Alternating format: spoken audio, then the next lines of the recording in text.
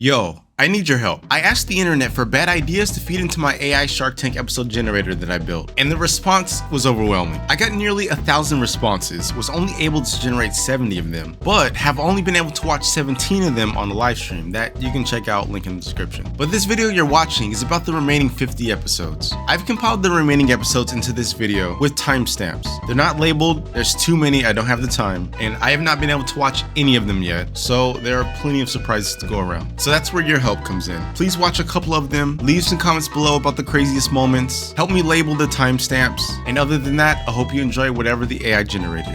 Next into the tank is an entrepreneur presenting a cutting-edge device that blurs the line between two tools.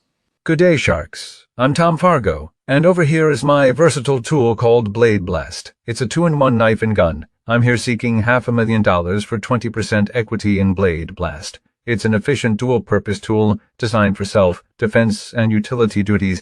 Are you serious? This is incredibly dangerous. Yes, it might seem dangerous, but the intended audience here is not regular civilians. Blade Blast is aimed toward security forces, law enforcement, and individuals who undertake dangerous jobs where having such a tool could be useful. This raises so many red flags, Tom. What about background checks for those who buy this? How do you plan to guarantee responsible sales and ownership? That's an important question, Mark. We strictly follow legal firearm sales protocol. Everyone who buys Blade Blast will have to undergo background checks, waiting periods, everything that comes with purchasing any firearm or utility knife. Tom, tell us about your experience and background. Well, Damon, I served in the Army for 20 years. Sensing the need for a versatile tool, I started this business. I have to ask, Tom, do you have any patents or proprietary technology? Definitely, Lori. We have patents pending on the Blade Blast. I don't think this product is responsible or ethical. I'm out. I respect your opinion, Robert. What are your projected sales for the next year, if you have any? Based on our pre-order interest and market research, we could potentially make $2 million in the first year, Barbara. What's your cost of goods sold? Each Blade Blast costs roughly $150 to make. Tom, I think it's a unique and inventive idea. However, I see a lot of legal and ethical problems arising. For those reasons, I'm out. I appreciate your time, Barbara. Tom, despite my initial reaction, I'm intrigued by the profitability of your business. Yet it's high risk, and for that, I'm out. I understand, Kevin. Thank you. Despite the controversies, I see a potential market. Tom, I'll offer you $500,000 for 30% equity. I see the value as a military-grade tool based on your background. I'll offer you $500,000 for 25% equity. Damon, Mark, thank you both for your offers. Damon, your expertise in brand building and the lower equity sways me towards your offer. I have a deal with you. Good luck with your venture, Tom. And that's a wrap.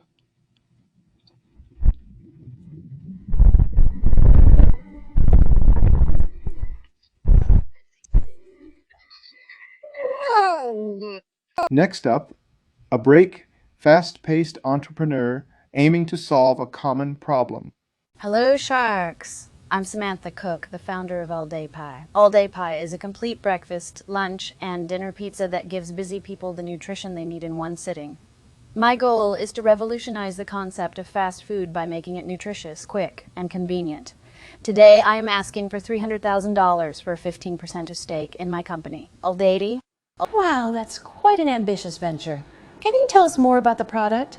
Certainly, Barbara. All Day Pie is a fresh twist on the traditional pizza, Taylor. Made for the modern lifestyle, each slice represents a meal for the day, balanced with proteins, carbohydrates, and essential vitamins. So, you're telling me, Samantha, folks will have a pizza for breakfast, lunch, and dinner? You're kidding, right? Our aim is to offer convenience and health in one package. Many people skip meals due to time constraints. This is unhealthy and can lead to numerous health problems. All Day Pie aims to solve this problem. This certainly puts convenience eating into perspective. But how does it taste?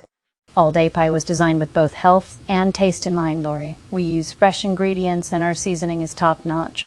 It sounds intriguing, Samantha. But let's get to the hard facts. What are your sales to date? In the first year, All Day Pea made a whopping $500,000 in sales. We are projected to double that in the next year. You've been generating some significant revenue, Samantha.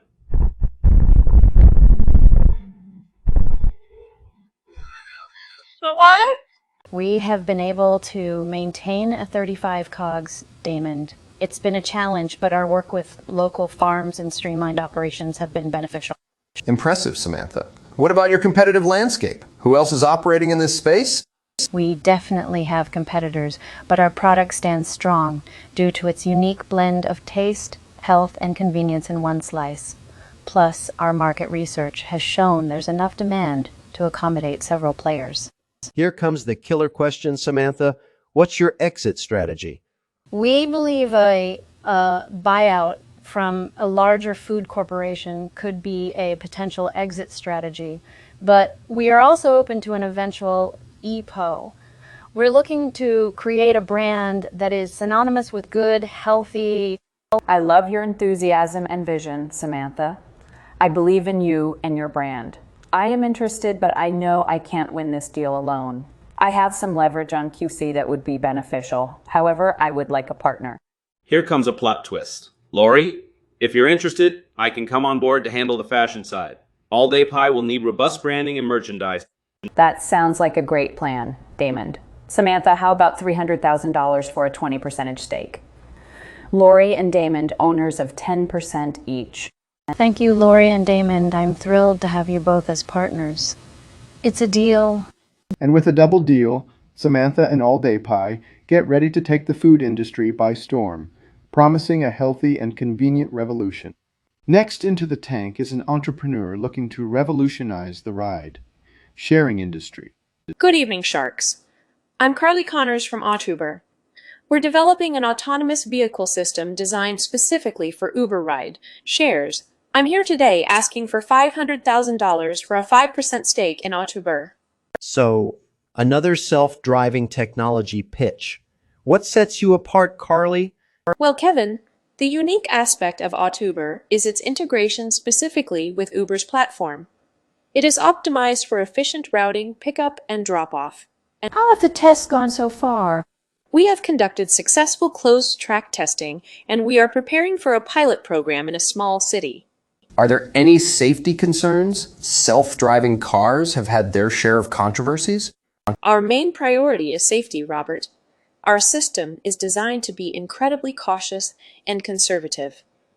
It's designed to prevent accidents, not cause them. Carly, this is a heavily competitive space. Companies like Waymo have tons of patents. What intellectual property protections do you have in place? We do have a provisional patent on our specific integration process with Ride, sharing platforms, Mark. Carly, it's a cool idea, but don't you think Uber itself or even a bigger player like Google might squash you like a bug? Damon, these companies have big priorities. We're a lean, dedicated team focused solely on autonomous ride sharing. We believe that our dedicated focus gives us an advantage. Carly, what's your background and why are you the person to pull this off? I'm a former Uber engineer, Lori, and I have spent the last 5 years working on autonomous vehicle systems at various startups. I understand the space and its challenges. I'm not convinced you can do this in such a crowded market. I'm out. Can you describe your ideal exit strategy? Our ideal exit would be to be acquired by Uber or another major player in the ride-sharing business. I admire your ambition, Carly. However, the path to success is filled with giants who have a lot more resources. I'm out. Carly, I think this is a risk worth taking. I'll offer $500,000 for 10%. Robert, I think you're being overly optimistic. I'm out. I trust Robert's judgment. I'd also go in on that offer. We can split the equity percentage. What do you say, Carly? Thank you for the offer, Robert, Lori. But I can't give up that big of a percentage in my company. I'm sorry, I have to decline. Well, Carly, I think you are solving a real problem. Let me make you a different offer. $500,000 for 7.5%. We have the deal. I think we have a deal, Mark. Thank you. And with that, Carly Connors lands a deal with Mark Cuban, allowing her to take a clear path on the road to success. Next into the tank is an entrepreneur looking to transform the baby shoe industry. Hey Sharks! My name is Alice Thompson and I'm here to present Baby Steppers, shoes for babies that not only look adorable, but they promote the correct walking technique in toddlers. I'm seeking $300,000 for a 15% stake in my company, Baby Steppers. Promoting correct walking technique. How does that work, Alice? Thank you for the question, Mark. Our shoes are scientifically designed with a molded sole that mimics the natural curvature of a baby's foot, encouraging them to walk properly while providing the necessary support. It's a shoe. Sounds like a gimmick to me. What do sales look like? Kevin, I think it's a bit more than just a shoe. But to answer your question, in just a year we've made $450,000 in sales. That's impressive, Alice. Who are your competitors in this space? Our main competitors are traditional baby shoe companies, but none have our unique selling point which sets us apart. Alice, my question is on costs. What are your costs of goods sold? Our cost to produce a pair is $15, and we retail them for $45. Our profit margins are excellent. Alice, how are you marketing these shoes and what's your customer acquisition cost? Our primary marketing channel is social media. We're spending around $10 for each new customer we acquire. Alice, this could work well on Kevsi. What's your background and why did you start this? And why are you seeking an investment? I'm a professional physiotherapist with 20 years of experience, specializing in pediatrics. I noticed many of the issues in young children were due to poor foot support. So I started Baby Steppers. I'm seeking an investment to expand our sales and marketing efforts and to increase our production capacity. Alice, I like it. I'm in. I'm ready to offer you $300,000 for 20%. Mark, you're overvaluing the company. Alice, I'll offer you $300,000 for 25%. You need a shark who understands the value of money. Mark, Kevin, thank you both for your offers. Do any other sharks have an offer? Alice, I love your product and your dedication. I'll match Mark's offer. Alice, I truly believe in your product. If you choose me, I'll also provide you with a line of credit to assist in your growth. Mark, your offer sounds perfect. I have a deal? Absolutely, Alice. We've got a deal. And with that, Alice Thompson secures a deal with Mark Cuban, proving that the right product and determination can win a shark's investment. Next into the tank is an innovating take on female empowerment and personal security. Good evening, sharks. My name is Bethany Shield, and I'm here to tell you about Beard Guard, a product designed to allow women to walk the streets of their city without unwanted attention.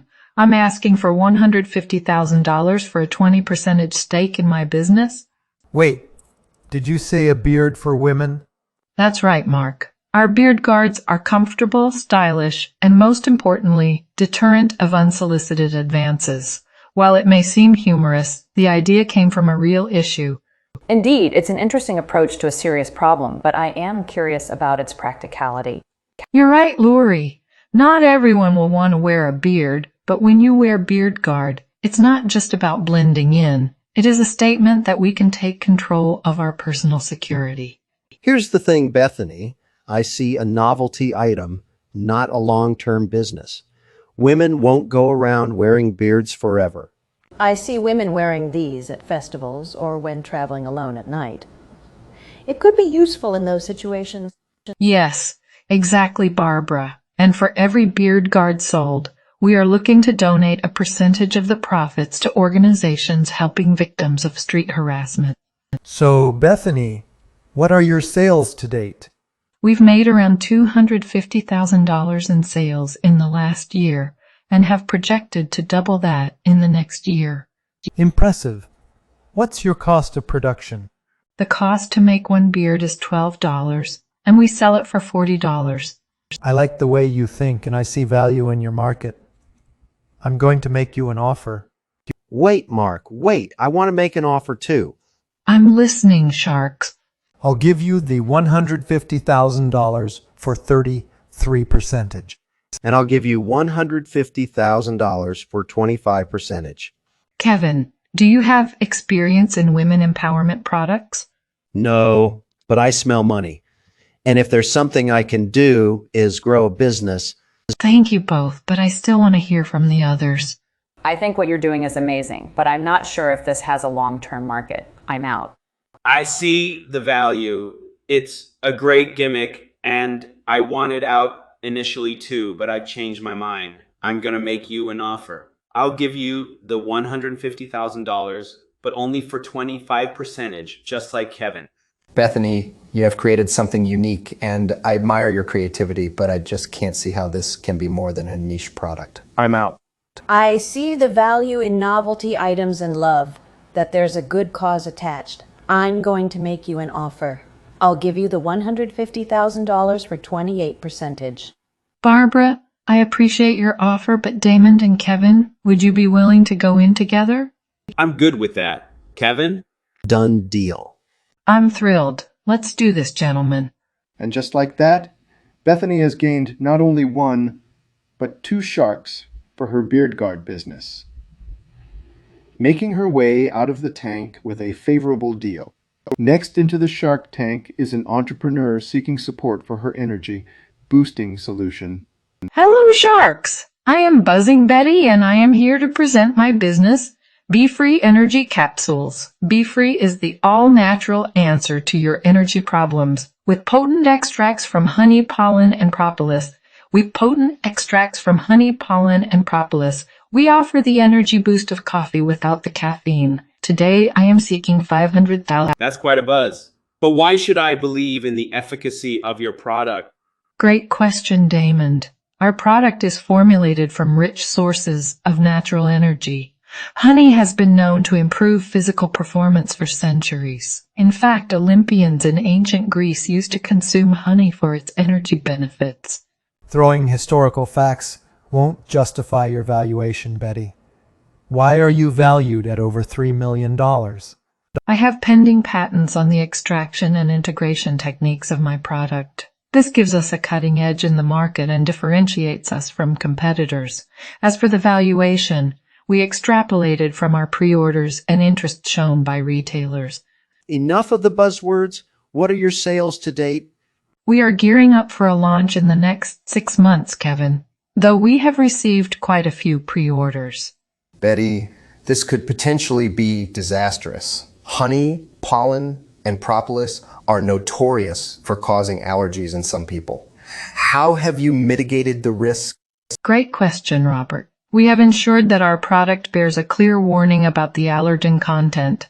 We also have a process to filter and purify our extracts to minimize allergies. Nonetheless, our product isn't for everyone, and we advise potential customers with allergies to refrain. You've not taken us into account, Betty. You expect us to invest $500,000 without having any sales evidence. Even the pre-orders do not justify such an exorbitant investment. I'm out. I respect your decision, Barbara. If you change your mind in the future, Be Free will welcome you with open arms. Betty, I see potential. However, your valuation is unrealistic. I can offer $500,000 for 30% equity. I'll do the same deal, but for 25%. Mark, Damon, I appreciate your offers. I'm willing to negotiate the terms, but I'm not willing to go over 20% equity. You drive a hard bargain, Betty. I'll do $500,000 for 20%. Betty, I'll match Damon's offer, so you have a choice. We both have networks that can significantly benefit your product. Thank you, Sharks. After considering my options, I would like to accept Mark's offer. Fantastic, Betty. Looking forward to buzzing with Be Free. In a surprising twist, Buzzing Betty manages to secure the investment she sought from Mark Cuban, despite the skepticism of the shark. Next into the tank is an entrepreneur who promises a big bang. Hello, Sharks. I'm Bobby, and this is my business, Bloom Bomb. It's an exploding alarm clock. It explodes with confetti, sound, and light to wake you up in the most lively way possible. Today, I'm seeking $500,000 for a 20% stake in my company. So, it's a bomb. That wakes you up? Exactly, Barbara. It's an alarm that gives you a literal wake-up call. Bobby, it sounds like a fun idea, but are people really going to want their bedroom filled with confetti every morning? What about the cleanup? Great question, Mark. The confetti is biodegradable, and we're working on incorporating a small vacuum device to support cleaning up. I can see this being a hit in college dorms, but I'm not convinced about widespread adult market appeal. What are your sales to date? We've sold about 10,000 units in our first year at an average price point of $59.95. Let's talk about your customer acquisition cost. Our customer acquisition cost is roughly $7 per unit, and we're making efforts to reduce that as we scale up our production. Bobby, do you have any patents or proprietary technology on this product? Yes, Kevin, we have one patent on the design and another patent pending for our integrated vacuum system for easy cleanup. Bobby, what sets you apart from other alarm clocks in the market? Our product is more than just an alarm, Damon. It's an experience. We like to think of it as a celebration to start each day. Turns out, I don't want to celebrate when I wake up. I'm out. I understand, Kevin. Thank you for your time. I think this could do well on QC, but only if you bring the price down. Would you be willing to look into cutting production costs? Absolutely, Laurie. I'm open to exploring any ways to make the product more affordable without sacrificing quality. Bobby, I like your innovative spirit. But I don't think I'm the right partner for you in this particular business. I'm out. Bobby, I'll offer you the $500,000 for 30%. I think there's potential here, but I want more skin in the game. I'll match Robert's offer, but I think I can bring more value to you with my experience and my QFEE platform. Look, Bobby, I'm willing to offer you the $500,000 at 25%. I think with some marketing tweak, Bloom Bomb could explode. I appreciate your offers. Mark, I feel your approach aligns more with my vision. I accept your offer. Despite some initial skepticism from the sharks, Bobby leaves the tank with an investment from Mark Cuban for his exploding alarm clock, proving that sometimes a literal wake-up call can lead to an entrepreneurial dream come true. Next into the tank is an entrepreneur who claims his invention will revolutionize the literary world. Hello, Sharks. I'm Printed Paul. This is my business Bookbinder A. It's a disruptive innovation that allows you to combine old works and make them new again. It's like Spotify had to pay child support to Elon Musk. Today, I'm seeking $500,000 for a 15% stake in my company, Bookbinder AI. That's a bold claim, Paul. Can you be more specific about your business? How does it work? It's simple. Bookbinder A analyzes the content of existing books and identifies key themes and narratives. It then recombines these elements to create entirely new stories. Imagine being able to read a brand new book that combines the themes of A Tale of Two Cities with the style of 1984. Interesting concept, but it sounds like copyright infringement to me. That's a great point. We've consulted with intellectual property lawyers and found a way to secure the necessary licenses from the original authors or their estates. We're making derivative works that are both legal and respectful to the original creation. But is there a market for this product? Why not read the original books? Absolutely, there's a market, Laurie. With Bookbinder A, we introduce unique books created using A that caters to personalized tastes, just like how Spotify recommends music based on users' preferences. What are your sales to date? This sounds good in theory, but is there proven market demand? We are in our beta phase and have attracted 5,000 beta users by word of mouth. They are currently enjoying reading custom-made books. The feedback has been encouraging. Okay, and what is your customer acquisition cost? Based on your model, looks like you will need a massive user base. You're absolutely right, Damon. We're working on a marketing strategy that takes into account both organic and paid campaigns. Our current customer acquisition cost is around $10 per customer. Do you have any proprietary technology or patents that protect your business idea? Yes, Barbara. We have a pending patent for our AI algorithm, which forms the core technology for our product. Let's cut to the chase. I'm offering $500,000 for 25% of your company. Hold on, Mark. Paul, I like this idea and have a lot of connections in the publishing industry. I will offer you the $500,000 for 20%. Thank you, Mark and Robert, but I believe in the value of my company and was hoping to maintain more ownership at this stage. Paul, that's a risk you have to take when you're seeking an investment. Paul, you have two great offers on the table. I, however, believe the margins in the publishing industry are tight and the risk greater. So for that reason, I'm out. I'm with Kevin on this. Your business sounds interesting, but it's too risky for my taste, so I'm out. So I see potential in your idea, Paul. But I think your valuation is too high right now. So I'm out. I'm intrigued, but I'm also out. The customer acquisition cost and legal issues are a concern for me. Thank you all for your time and consideration. Mark, Robert, I'd like to accept Robert's offer if we could lower the equity to 18%. Deal, Paul. I'm excited to work with you. Good luck, you two. And there you have it. Printed Paul walked away with $500,000 for 18% of his company.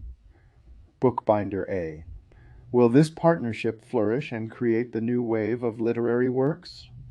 Only time will tell. Our next entrepreneur hopes to steer his innovative idea into a transformative deal with a shark. Hello, Sharks. I am Ambrose Bright, and I am here to introduce you to my business, Braillemobile. With my engineered solution, we provide cars with Braille buttons that control the car. The idea is simple yet revolutionary, creating a more inclusive world where visually impaired people can also experience the joy and freedom of driving. I'm seeking $500,000 in change for Pleasantries Red and seeking $500,000 in change. Wow, that's pretty groundbreaking. But Ambrose, how does a visually impaired person actually drive the car? Yeah, isn't driving more about visual input than just reading controls in Braille? Good questions. Our system employs cutting-edge, self-driving technology enhanced by the use of sensors. The Braille control panel enables the user to command the self-driving car with ease. So it's essentially a voice-activated system enhanced with Braille controls. It's fascinating, but safety concerns are prominent. How are you dealing with that? Absolutely, Robert. Safety is our prime concern. The technology is equipped with advanced safety features which include collision and hazard detection, real-time traffic data, and an emergency override button. Impressive indeed, Ambrose. I find this very promising. Nonetheless, let's talk numbers. What are your projected sales for next year? Thank you, Damon. We project to sell around 500 units at approximately $15,000 per unit this coming year. Sorry to interrupt, but I can't help wondering about the price. Isn't that a bit high for your target customers? Yes, Barbara. The price point is something we're trying to bring down. And with your investment, we believe we can streamline the manufacturing process to make the technology affordable. You're asking us to invest $500,000 into a product that hasn't proven to be commercially viable yet. I don't like to gamble my money. That's why I'm out.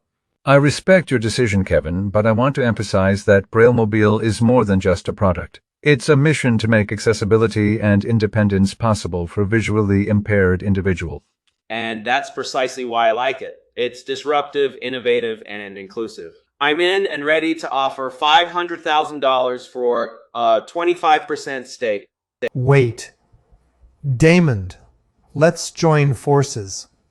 I also see potential in this, and I think we could provide both the financial and strategic resources to make this big. Let's do it together. $500,000 for 30%. Sounds good to me, Mark. What do you say, Ambrose? Sorry to break up the party, but alongside the risks of unproven commercial viability, I'm doubting the public acceptance of such a product. I am out. I think it has potential too, but it's just not a fit for my investment style. I'm also out. After considering the offer, I am excited to partner with Mark and Damon. Together, we can change the world. Ambrose swayed away 2 sharks, but 1 over 2. Next into the tank is an entrepreneur with an audacious plan. Hello, Sharks. My name is Alexander Noble. I need your investment for my ambitious plan to buy one of the most recognizable brands, change its business model, and then drop the whole branding for a single generic letter. I'm seeking $2 million for a 20% equity stake. Wow. Just, wow, maybe we should just write the check now. I mean, who wouldn't want to invest in a strategy like that? Could you elaborate a little bit more on your plan, Alexander? Why would you want to change a recognizable brand and potentially damage its established identity? Well, Lori, the brand in question has been suffering recently due to some missteps by management. By implementing my new business model, I believe we can bring it back to profit. Show me the money, Alexander. What sort of numbers are we talking about? What are your sales to date? Well, Kevin, as we've not yet acquired this brand, I can't provide current sales. However, we're projecting a growth rate of about 5 to 10% in the first year of operation under my business model. But why fire most of the staff? Do they not add value to the brand? Great question, Robert. The current staff has been part of the problem, sticking to outdated philosophies. Bringing in fresh talent will bring about needed change. And you want to change the branding to a single generic letter, which is contested by around 1,000 existing trademarks? How is that a smart marketing move? Damon, it's bold, I agree. But it's going to create a buzz in the market about the new identity. This buzz is part of my marketing strategy. And regarding the trademarks, I have a legal plan to navigate those waters. Alexander, do you have a personal connection or experience in this field? The sharks want to know if the entrepreneur has the skills, knowledge, and experience to implement such a high-risk plan. I have over 15 years of experience in corporate restructuring, Barbara. I've helped turn around several businesses, and yes, a couple have been in similar situations. Alexander, I love your energy and your confidence, but I'm afraid this is just too high risk for me. I'm out. I admire your courage and vision, Alexander, but this plan encompasses many potential pitfalls and too many uncontrollable external factors. This one is not for me. I'm out. Alexander, you're a big thinker, and appreciate that. But this plan seems too disruptive, and there's so much risk involved. Reluctantly, I'm out. I understand your concerns. Thank you for your time. Alexander, you're a brave man, but this is too far-fetched and risky. I'm out. I love high risks and big payoffs, as they often go hand in hand. But this is more risk than I'm comfortable with. I have to say I'm out as well. Thanks for hearing me out, Sharks. I appreciate your time. No deal for Alexander, but his audacious plan leaves the tank in a daze. Next into the tank is an entrepreneur with a solution to nighttime driving problems. Good evening, Sharks. I'm Blinded Billy. This is my business Bright Blocker, an innovative product designed to combat the blinding glare of bright headlights while driving at night. It's simple to use. Just apply our patented Windshield Gorilla blackout tape on your windshield and say goodbye to those annoying bright lights. Day on say goodbye to those annoying bright lights. Day, I'm seeking $500,000 for it. So you are telling us that by using your product, I will just make my windshield dark to avoid bright lights. Sounds dangerous. Not quite, Kevin. You'd be able to see the road. Our product reduces the intensity of incoming light. It doesn't black it out. This sounds like an interesting concept, but is it legal? Do you have any patents for this product? Great question, Damon. At the moment, we are in the process to acquire a patent. We run into some hitches, but we're optimistic. You seem confident, Billy, I'll give you that. But how about your sales? What do they look like? We've sold about 20,000 units in the past year, earning a total of approximately $1 million in revenues. And how much does it cost to produce each unit, Bill? They cost about $10 to produce, Barbara, including all the manufacturing, packaging, and shipping costs. Hold on, $10 to produce, and how much do you sell each unit for? We retail each unit for $49.99, so the profit margin is quite high. It seems like there is a decent margin there. So why exactly do you need our investment? We need the investment to ramp up production, expand our marketing efforts, and enter new markets. We've barely scratched the surface of the potential here. Do you have any competitors, and what sets you apart from them? We do have a couple of competitors, but none of their products use the same Gorilla blackout tape technology we do. We firmly believe that ours provides the best experience. Given the competitive landscape, how do you plan to keep growing your sales? We have a comprehensive marketing plan ready to go. We're planning to increase our online presence, targeting ads to those who frequently travel or work at night. Plus, with the funds we raise, we aim to expand our retail distribution. It sounds like you have everything figured out. So what's your exit strategy? We're open to various exit strategies, including a sale to a larger competitor or an IPO once our sales hit the right numbers. I'm leaning towards making an offer, but it's risky given that you're still seeking a patent and fighting off competition. But I see potential.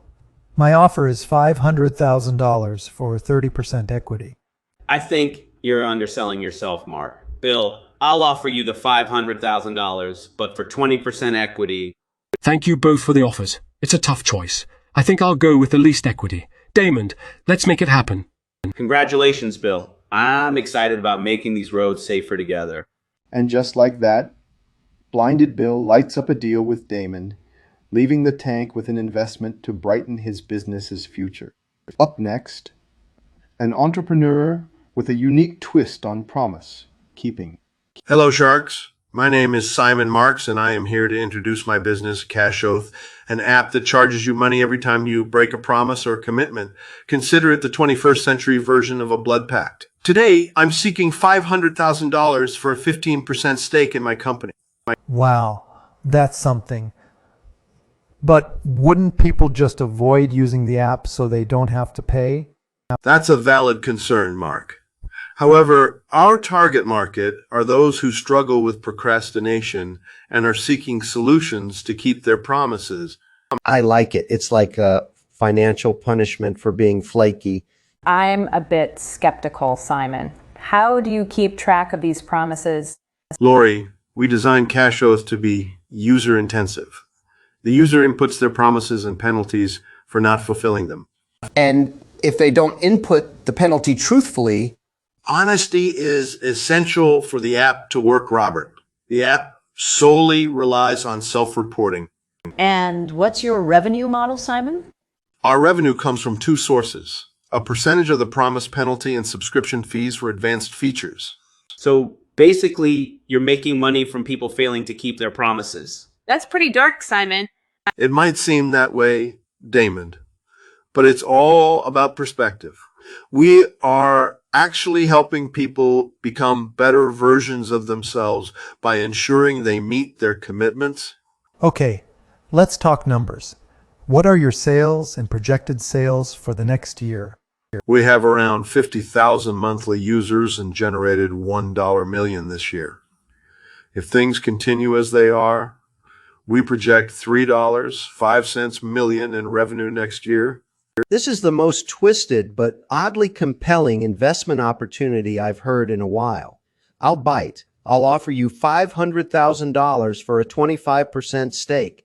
Simon, I believe in your ethos of helping people achieve their commitments. I'll match Kevin's offer, but for only 20%.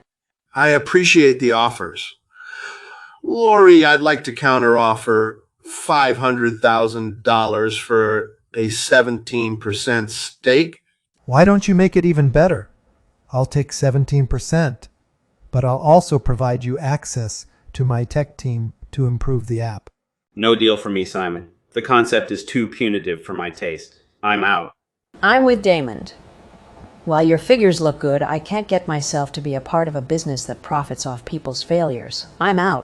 Simon, I don't agree with the concept of your app. I don't think making people pay for their mistakes is the right approach to habit development. I'm out. I appreciate your viewpoint, Robert. It turns out it's down to Lori and Mark. I think, based on the assistance Mark can provide, I accept your offer, Mark. That's fantastic, Simon. Welcome to the team. Despite conflicting opinions about its concept, Cash Oath finds an investor in Mark Cuban. Simon Marks walks away with $500,000 and a powerful partner. Next into the Shark Tank is an entrepreneur pitching an innovative product to deal with the unseen dirt. Hello, Sharks. I'm Hygienic Harry. Germs are everywhere. Have you ever seen how many germs collect on your phone? Gross! No, you can easily keep your family germs free with my invention, Clean Call Single. Use cell phones that come in 5, 10, and 20 packs.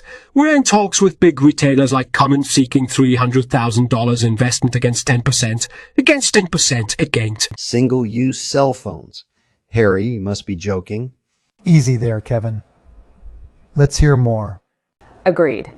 Harry, break it down for us. How does your product work? Clean Call is designed similar to regular cell phones, but it's a single-use, biodegradable model. I'm intrigued by the concept, but what are your sales to date? We are yet to officially launch, but we have received over 5,000 pre-orders. That's impressive. What's your cost of goods sold, Cogs? We are manufacturing each unit at $3, which we plan to sell at $10 a piece. Sounds fascinating, but what about the impact on the environment? Our product is 100% biodegradable and environment-friendly, Kevin. What is your customer acquisition cost? Our customer acquisition cost is currently at $1.20 per customer. What's your background experience, Harry? I have a PhD in microbiology and 15 years of experience in tech industry. All right, Harry. I see the potential. I'm in with an offer. I'll give you the $300,000 you asked for in exchange for 30% stake. I'll be a hands-on partner, can help you scale up. That's exciting, Barbara. Before I consider, I would like to hear from the other sharks. I see a lot of potential in this. I'll match Barbara's offer, but I want 25% equity. I think this is a unique solution to a real problem. I'll give you the $300,000 for 20% equity. Thank you, Robert. You're offering the best deal so far. This thing could be huge, Harry. But it will need some serious marketing backup. I'll give you the $300 for 25s, and I'll help you with the PR and marketing. I'm afraid I'm out. I cannot see the sustainability of disposable tech in a world moving to reduce waste. Thank you, Kevin. I'll consider offers from Barbara, Damon, Robert, and Mark. Could any of you consider lowering your equity partnership? I'll drop to 8%, but not a point less. I believe in you and your product, Harry. I'll match Robert's 20% offer. Thank you, Mark. Let's do this. I accept your offer. And just like that, Hygienic Harry secures a deal with Mark Cuban for Clean Call, proving that sometimes the power of an idea can clean up in the Shark Tank. Next into the tank is an entrepreneur with a new green approach to an everyday necessity. Hello, Sharks. My name is Cautious Call. I am here today for seeking a $500,000 investment in exchange for 20% equity in my company, Clean Sheet. We're the future of sustainable hygiene with our reusable, self-cleaning toilet paper using disappearing ink technology. Wait, repeat. Are you saying toilet paper that cleans itself? Like after you use it? Yes, exactly. It's an innovative concept utilizing disappearing ink technology which colorizes the sheet after usage. It then cleans, sanitizes, and whitens itself within 10 minutes, ready to use again. So you're turning something disposable into something reusable. That idea is pretty out there, but it's also kind of genius. That's one way to describe it. I can see this going both ways, either a smash hit due to its sustainability factor, or complete disaster due to U-factor. I totally get that, Barbara. It's a concept that's challenging to accept immediately, but I assure you it's completely hygienic. With the world moving towards more sustainable and green solutions, reusing toilet paper might sound crazy, but it's an eco-friendly, plausible solution to a very real issue. Conversation is interesting, but show me the numbers. What are your sales to date? We have about $50,000 in sales within the first 2 months of our launch, but we're steadily increasing as word of mouth spreads. What does it cost you to make each of these toilet papers, and what's your retail price? The cost of manufacturing each unit comes out to be $10, and we're selling it for $30. What's your customer acquisition cost? As it stands now, it's approximately $15 per customer. You're spending too much on customer acquisition and reusable toilet paper. I love the eco-friendly approach, but it's too far out there for me. I'm out. I am not entirely sold on the idea, but I do appreciate the innovative and green approach. However, your customer acquisition cost worries me. I'm out. I understand your concerns, and I appreciate your time, Damon and Robert. I like products that solve a problem and are unique. I'll offer you the $500,000, but I want 35% equity. Wait a minute. I'll give you the $500,000, but for 30%. Would either of you be willing to drop to 25%? Given how much marketing this will need, I can't go any lower. In that case, Mark, I appreciate your understanding of the vision, and I'd be happy to work with you. You may have made the biggest mistake of your life, pal. Despite some shark skepticism, cautious Cal stuck to his guns and walked away with a deal. Next into the tank is an entrepreneur who believes he can change the way we perceive time. Hello, sharks. I'm Tim Tick-Tock, the creator of the Clock of the Future. It's a clock, but not just any clock. It's a cutting-edge timepiece that does so much more than tell time. I'm seeking $150,000 for a 15% stake in my business. Hold on, Tim. You're talking about inventing a clock. That's been done before. Yes, Damon, but this clock is different. It not only tells time, but also displays weather and syncs with your devices to provide notifications. On top of that, it offers stunning visuals that merge perfectly with any decor. Its functionality meets artistry. Wait a minute. Are you suggesting putting screens inside a clock? Who wants another screen in their life? Great question, Barbara. We've integrated an old screen that only illuminates when you approach the clock, so it's not intrusive yet accessible when you needed it. So, what's your projected sales for the next year? We anticipate selling 20,000 units in the first year, generating around $2 million in sales. And what's your cost of goods sold? Our manufacturing cost per unit is $50. With a retail price of $100, we aim to have a significant profit margin. Just to synthesize, you're here asking for $150,000 for 15% of a company that you think will make $2 million in sales in its first year. That's an $8 million valuation. Are you off your rocker? The valuation is based not only on sales, but also on proprietary technology and the research and development invested in this project. Additionally, I've made contact with a few large retailers interested in our product. Let's go back to Barbara's concern. Aren't you worried you're just adding more screens to people's lives? How do you justify that in an era when we're trying to limit screen time? Our main focus was to create a product that simplifies life without contributing to screen fatigue. As aforementioned, the screen only illuminates when needed. Furthermore, our product encourages better time management, which I believe actually results in less overall screen time. That's an interesting concept, but I have to admit, I can't see myself investing in this. I'm out. I understand, Robert, and I appreciate your time. As much as I like your confidence and your vision, I just don't believe in the product. I think we have enough screens in our lives. For that reason, I'm out. Thank you, Barbara, for your feedback. I have concerns about the experience. The concept is intriguing, but this seems like a solution in search of a problem. I'm out. I share Mark's concerns. I think you're trying to innovate in a space that doesn't need it. If you had brought me a sustainable, eco-friendly design with a social mission, I might have been interested. For now, I'm out. I commend you on your passion and commitment, Tim. But in my opinion, your valuation is a bit too high. Despite my reservations, I see potential and would like to make an offer of $150,000 for 25%. Thank you, Lori, for believing in Clock of the Future. But compromising on equity at this critical stage could be detrimental for us. Can we possibly do $150,000 for 20%? Tim, while I think the idea needs refinement, I believe in your passion and ability to pivot. I'll match Lori's offer, but I want 30%.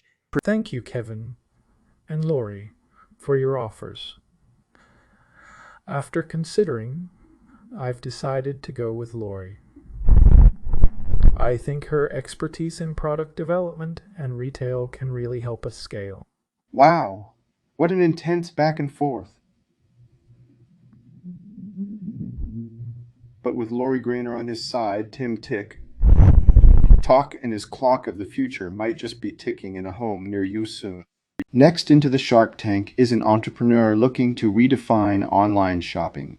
Hello, Sharks. I am Ethan, and I present to you my venture, Coupon Catcher. It's a browser extension that automatically hunts for coupons and applies them at checkout on thousands of your favorite online stores. Well, that's clever, Ethan. It could really help consumers save some money. Absolutely, Barbara, and we're not just helping the customers, but also the online stores. By encouraging more purchases, we help drive up their sales. Interesting, but tell me how you plan to generate revenue for your company. We have affiliate agreements with some retailers that provide us with a cut each time a sale is made using our extension. The rest revenue we plan to generate through premium features within the extension. And what's the benefit for someone to pay for these premium features when the basic functionality is free? Our premium users get exclusive access to more codes, better deals, and additional features which will help them save even more money. Love the business model. How much are you charging for the premium subscription? It's just $9.99 per month, Damon. Seems fair. And who would you consider as your competitors? There are a few other similar extensions, but our edge is that we're faster, implement AI algorithms to find the best deals, and compatible across all browsers. All right, enough storytelling. Give me some numbers, Ethan. What are your sales to date? To date, we have crossed the 500,000 mark in sales. The user base is growing, and so is the revenue. And how would you use our investment if you get one? We plan to use the funding primarily on tech advancement, marketing, and user acquisition. Well, Ethan, I like the initiative and your passion. I am ready to offer you the $500,000 for 25% equity. I'm ready to match Robert's offer, but I also offer you my vast network and expertise in marketing. Barbara, I can offer that too. I have experience in tech startups. Guys, let's not forget who the real tech king is. Ethan, I'll offer you the $500,000, but for 30% equity. You get my expertise and tech connection. Ethan, I like your idea, but I think it might take a while to turn a significant profit. I'm out. I'm interested, but I think this fits better with the other sharks. I'm out. I appreciate all your offers. Kevin, I admire your success in the tech industry, but Barbara, I think your marketing insight could really benefit us. Barbara, I accept your deal. Well, I guess too late to the party. I'm out. Ethan caught himself a deal and walked out of the tank with a smile on his face. His coupon catcher will sure take online shopping to the next level. Next into the tank is an entrepreneur with a seemingly impossible product. Hello, Sharks. My name is Percy Hydrate, and my business is Dry Dew, the world's first dehydrated water. All you need to do is add water to our patented dry water crystals to rehydrate it into good old-fashioned Dew. I'm seeking $500,000 for a 20% stake in Dry Dew. Wait a minute. You're selling water that needs water to become water. Exactly. It's great for emergency situations when clean water isn't immediately available, or for taking on long backpacking trips when carrying fresh water is impractical. Percy, dehydrating water sounds like an oxymoron. Can you help us really understand what this product is? Certainly. Lori, Dry Dew is actually a chemical that absorbs and locks away water molecules until they're needed. Our proprietary formula ensures that the water is clean and safe when rehydrated. So it's not actual water at all, but a chemical compound. This is rich. Percy, you're not selling us water. You're selling us a water carrier. How are your sales so far?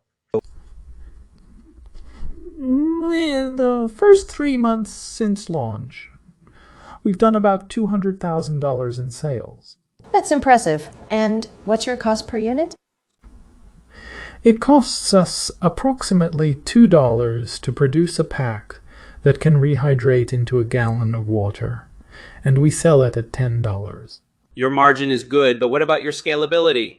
And what are your projected sales for the next year?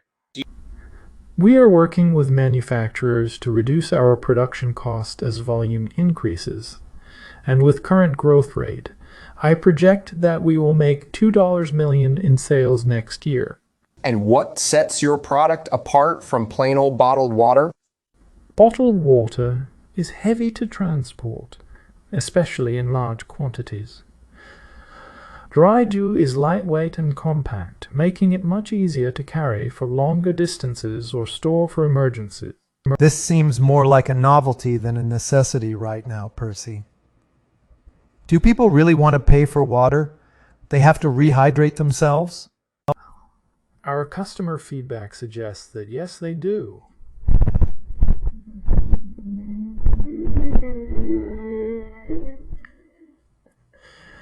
Especially those in areas prone to natural disasters and outdoor enthusiasts. Percy, you've made a lovely case here, but I still see this as a solution in search of a problem. I just don't see me getting my investment back, so I'm out. Thanks, Kevin. I respect your decision. I don't see this flying off the shelves in supermarkets, but I can certainly see the need in emergency situations or for camping. I'll offer you the $500,000 for 30% equity. Barbara, I think you're overvaluing the company. But I do see the potential in the outdoor market. Percy, I'll give you $500,000 for 40%. Thank you for your offers, but I can't give up that much equity. Would either of you consider $500,000 for 25%? Okay, Percy, I can see that you're passionate about this. I agree to 25%. Percy, I think you've got a unique product with potential. I'll also agree to 25%. Thank you, Barbara and Mark. Barbara, I appreciate your offer. But Mark, I think you have more experience in scaling businesses like this. I would love to accept your offer. Excellent. Welcome to the team, Percy. I look forward to making Dry Dew a success.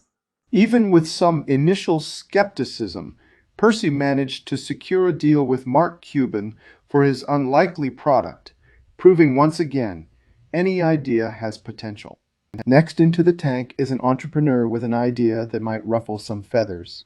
Hello, sharks. I'm Alder Reed, and this is my platform Ecospace. It's Twitter, but for people with controversial views. My aim is to separate these individuals from mainstream platforms, placing them with like-minded individuals. Today, I'm seeking $300,000 for a 15% stake in my company, Ecospace. Wait, you want to create a platform for racial discriminators.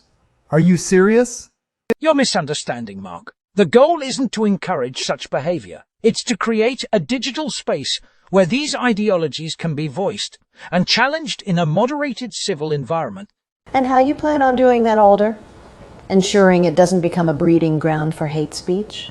We'll have a team of moderators and strict community guidelines.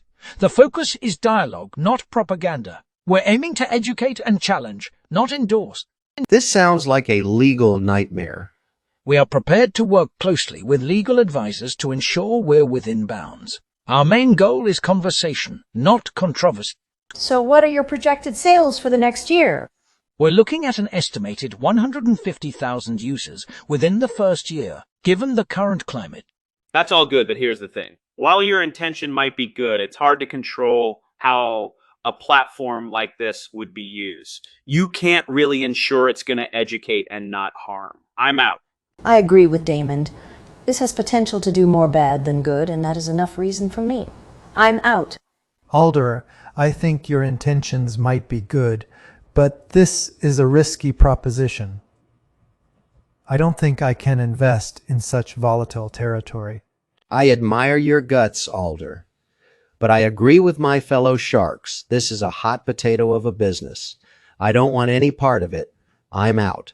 I always say that the road to hell is paved with good intentions, Alder. And in this case, those good intentions could lead to uncontrollable consequences. I'm out. Thank you for your time and feedback, Sharks. I remain confident in the potential of Ecospace, and I hope you'll be proven wrong. And with that, Alder Reed leaves the tank without a deal, but full of determination. Only time will tell if his controversial idea will take flight. Next into the Shark Tank is an entrepreneur looking to revolutionize the energy industry. Hello, Sharks. I'm Marie Pluton, and I present to you EcoPluto, the future of eco-friendly, cost-saving stoves. It harnesses the power of a small plutonium rod to heat up where conventional methods fall short. I'm here today asking for $500,000 in exchange for 20% of my company. You said plutonium. Isn't that dangerous? That's a common misconception, Mark. Plutonium-238, which we use, emits harmless alpha particles which are blocked by a simple layer of plastic. But isn't plutonium expensive and rare? How can you keep the costs low enough for consumers? Well, Lori, the amount of plutonium-238 used in each unit is very small, and it has an extremely long half-life.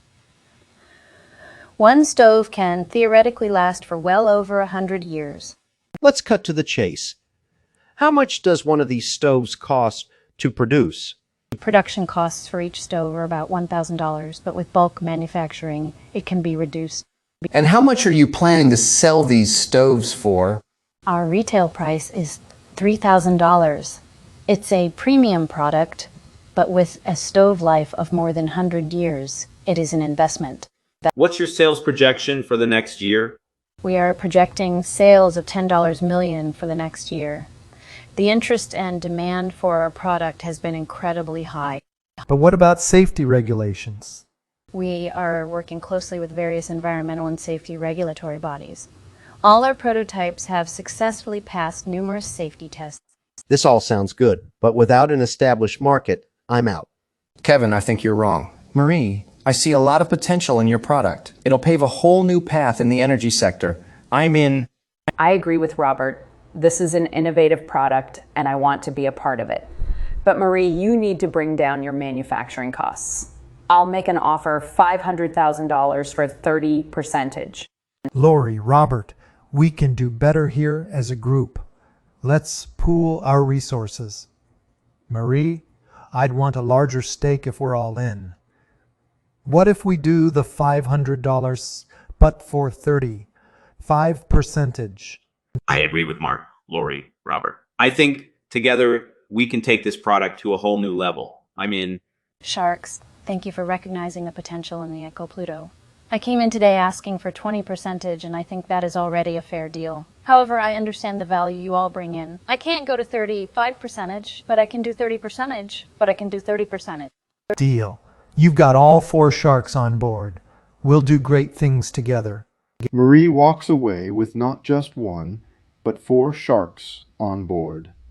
It looks like EcoPluto is all set to revolutionize the energy sector. Next into the tank is a green warrior hoping to revolutionize the industry of disposable cutlery. Hello, Sharks.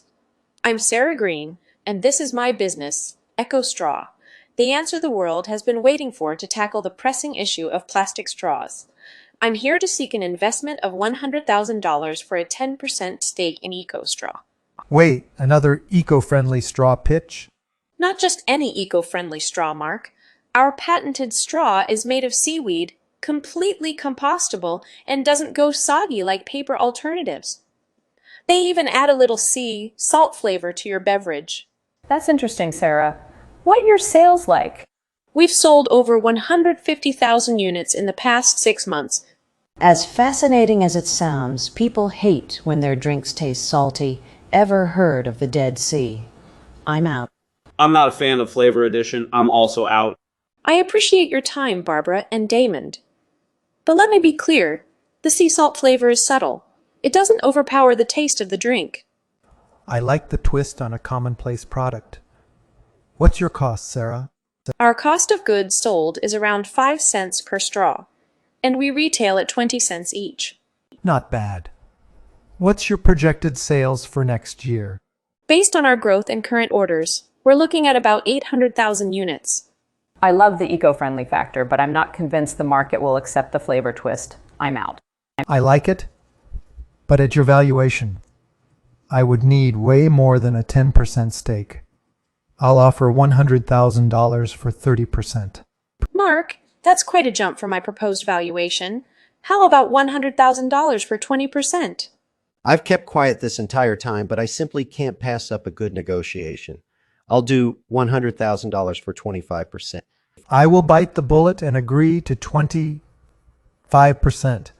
Do we have a deal? Deal. Thank you, Mark. This is going to be big. What a whirlwind! Sarah walked in with a dream and walked out with an investment from Mark Cuban. But stay tuned. There's more excitement to come. Next into the tank is an entrepreneur with a controversial plan to revolutionize the tobacco industry. Hello, sharks! I'm Danny Smoke, and my product is Nico, a nicotine inhaler that is tank stronger than traditional A cigarettes. I am here today seeking $300,000 for a 20% stake in my company, E. You're joking, right? This sounds like an ethical nightmare, especially if it gets into the hands of kids. Kevin, that wouldn't be a problem at all. Our product is not for children, it's for adults who are currently consuming nicotine and want a stronger alternative. I don't buy it. Here's a lesson. You don't want your product to potentially harm consumers, especially children. I'm out. Regardless of the ethical aspect, Danny, I have a question. It costs us about $2 to manufacture each unit. We currently retail them for $20. That gives us a profitable margin. That's a healthy profit margin indeed, but it's hard to overlook the ethical implications, not to mention the regulatory risks. I understand your concern, Lori. We've been working with several law firms to ensure compliance, and we're only targeting mature adult audiences. Even so, there's a social responsibility factor that I can't ignore. Sorry, I'm out. Wait just a minute. Danny, you claim to have a stronger option. Have you taken any previous investments? Do you have any proprietary technology? We've already secured a patent for our product's design, and we have, so far, been self-funded. And your sales to date and the projected sales for next year? We've made $50,000 in sales since our launch 6 months ago, and we predict sales to quadruple next year with a proper marketing campaign. Interesting figures, Danny. But I have to agree with Lori. Can't overlook the ethical implications of your product. I'm out. You have impressive numbers and a potentially profitable product, but this is a risky investment due to the ethical concerns and the potential for harsh regulatory actions. I'm out. Hard pass for me as well, Danny. I'm out. With strong reservations about the ethical implications, all the sharks are out. Nico is leaving the tank without a deal. Next into the tank is an entrepreneur with a real bang of an idea. Hello, sharks! I'm George Explody, and my business is Explody Bomb.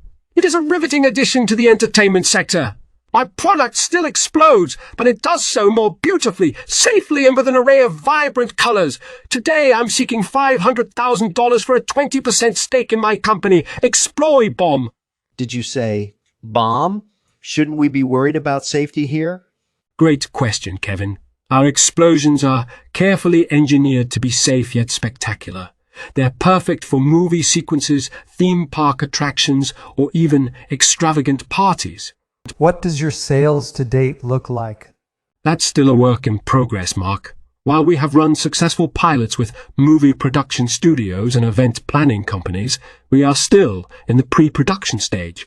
Wouldn't one disaster ruin your reputation within the industry? It's too risky for me. I understand your concerns, Barbara, However, safety is our highest priority. Our product is compliant with all requisite safety standards. We're not only about the flash and bang, but also about ensuring a secure experience. I'm intrigued, but I want to know more about your background, George. What's your experience in this field? I'm a pyrotechnics engineer, Mark. I spent 10 years creating intricate firework displays before deciding to make explosions my specialty. I've worked on movie sets and staged explosions for controlled demolitions. George, let's talk numbers. What's your projected sales for the next year? We project to hit $1 million in sales by the end of next year. Kevin, our product has a wide variety of usages that appeals to different industries. George, do you have any competition? There are companies that provide explosions as part of their larger offerings, but none that specialize in what we do with our focus on creating safe, customizable, and spectacular explosion. As unique as your product may be, I think the niche you fill is too narrow and risky. It's a no from me. Your business requires a lot of upfront investment, and the risk is too much for me. Even though I love the idea and the presentation, I'm out. George, I admire your passion and initiative, but this is not something I can see myself getting involved in. I'm out. This is too far out of my comfort zone, George. I'm out. This is a highly unique proposition. I like that you're pioneering a whole new category, and I'm willing to take that risk. I'm in for the full $500,000 for 25% equity. That is outstanding, Mark. A deal at 25% would really help us get this off the ground. You've got yourself a deal. Despite some tough questioning, George held his own and managed to secure an investment for Explodey Bomb. Now, only time will tell if Mark Cuban's risky venture will turn into a blockbuster success. The next entrepreneur to enter the tank has a unique approach to fitness and nutrition, looking to capitalize on the fast food market. Hello, Sharks. I'm Fit Freddy, the founder and CEO of FastBurn, the world's first treadmill that feeds you fast food every 10 minutes. I'm here seeking $500,000 for a 20% stake in my company, FastBurn. Wait, your treadmill does what now? Exactly as it sounds, Mark. Fast. Burn leads the industry in gym. Eat Balance. It's a home treadmill with innovative technology that dispenses bite-sized pieces of fast food. It's perfect for anyone craving a burger mid-workout. You mean to say people eat fast food while exercising? Isn't that contradictory? Great point, Lori, but hear me out. It allows people to enjoy some of their favorite foods in moderation while burning calories. It's all about finding a balance and making fitness fun again. I'm trying hard not to laugh, Freddie. It's a crazy idea, but let's talk numbers. What are your sales? Well, Kevin, we are in pre-production stage and have attracted about 2,000 confirmed pre-orders. We've started a marketing campaign via social media and seeing great traction. I appreciate your hustle, Freddie. But have you thought about the health implications of promoting fast food intake during workout? Yes, Damon. We've consulted with nutritionists. The idea isn't to gorge on fast food, but to enjoy smaller portions and motivate users with the foods they love. We encourage our users to maintain a balanced diet alongside using our product. This is quite unprecedented. What's your cost of making one unit? And what will be the retail price? Our cost is around $400 per unit, and we're planning to retail at $999 with a healthy margin. I must say, Freddie, I admire your eccentricity, but this is too much of a novelty item for me. For that reason, I'm out. Freddie, while I think this is a fun concept and you clearly show innovation, I share Damon's concern about promoting exercise and fast food together. I'm out. I can see this catching on as a quirky gift, perhaps. I'll offer you $500,000 for 40%. I want a bigger piece of the pie. I'm with Kevin on this. I can see it as a novelty. I'll match his offer, but for 35%.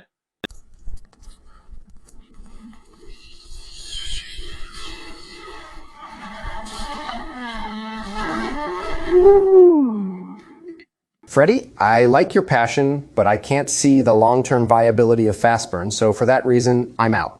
Freddie, I appreciate that you're trying to make fitness fun, which is admirable, but I don't think I'm the right partner for this. I'm out.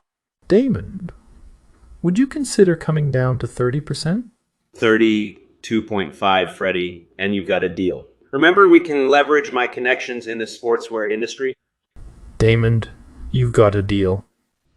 Fit Freddy lands a fitness heavyweight in Damon. But will fast burn set the fitness world ablaze, or just singe customers' cravings for a workout with a twist? The next brave entrepreneur, Into the Tank, has a novel concept for pushing people towards a fitter lifestyle. Hello, Sharks. I'm Amy, the creator of Fit Farm. We are a fitness program unlike any other where we use a specially developed drug to motivate you to move. The drug is designed to induce a manageable amount of discomfort when you're idle, pushing you to stay active. I'm here today to seek a $500,000 investment in exchange for a 15% equity in my Fit Caint. This has to be the most interesting way I've ever heard of to get people exercising. Wait, you're saying you're giving people pain to get them to exercise? That's a bit extreme, don't you think? Mark, it's controlled discomfort, not severe pain. Plus, our tests have shown that users have responded positively. They say it keeps them accountable and provides the extra push they desperately needed. I'm curious, Amy, can you tell us about your sales to date and what your cost of goods sold is?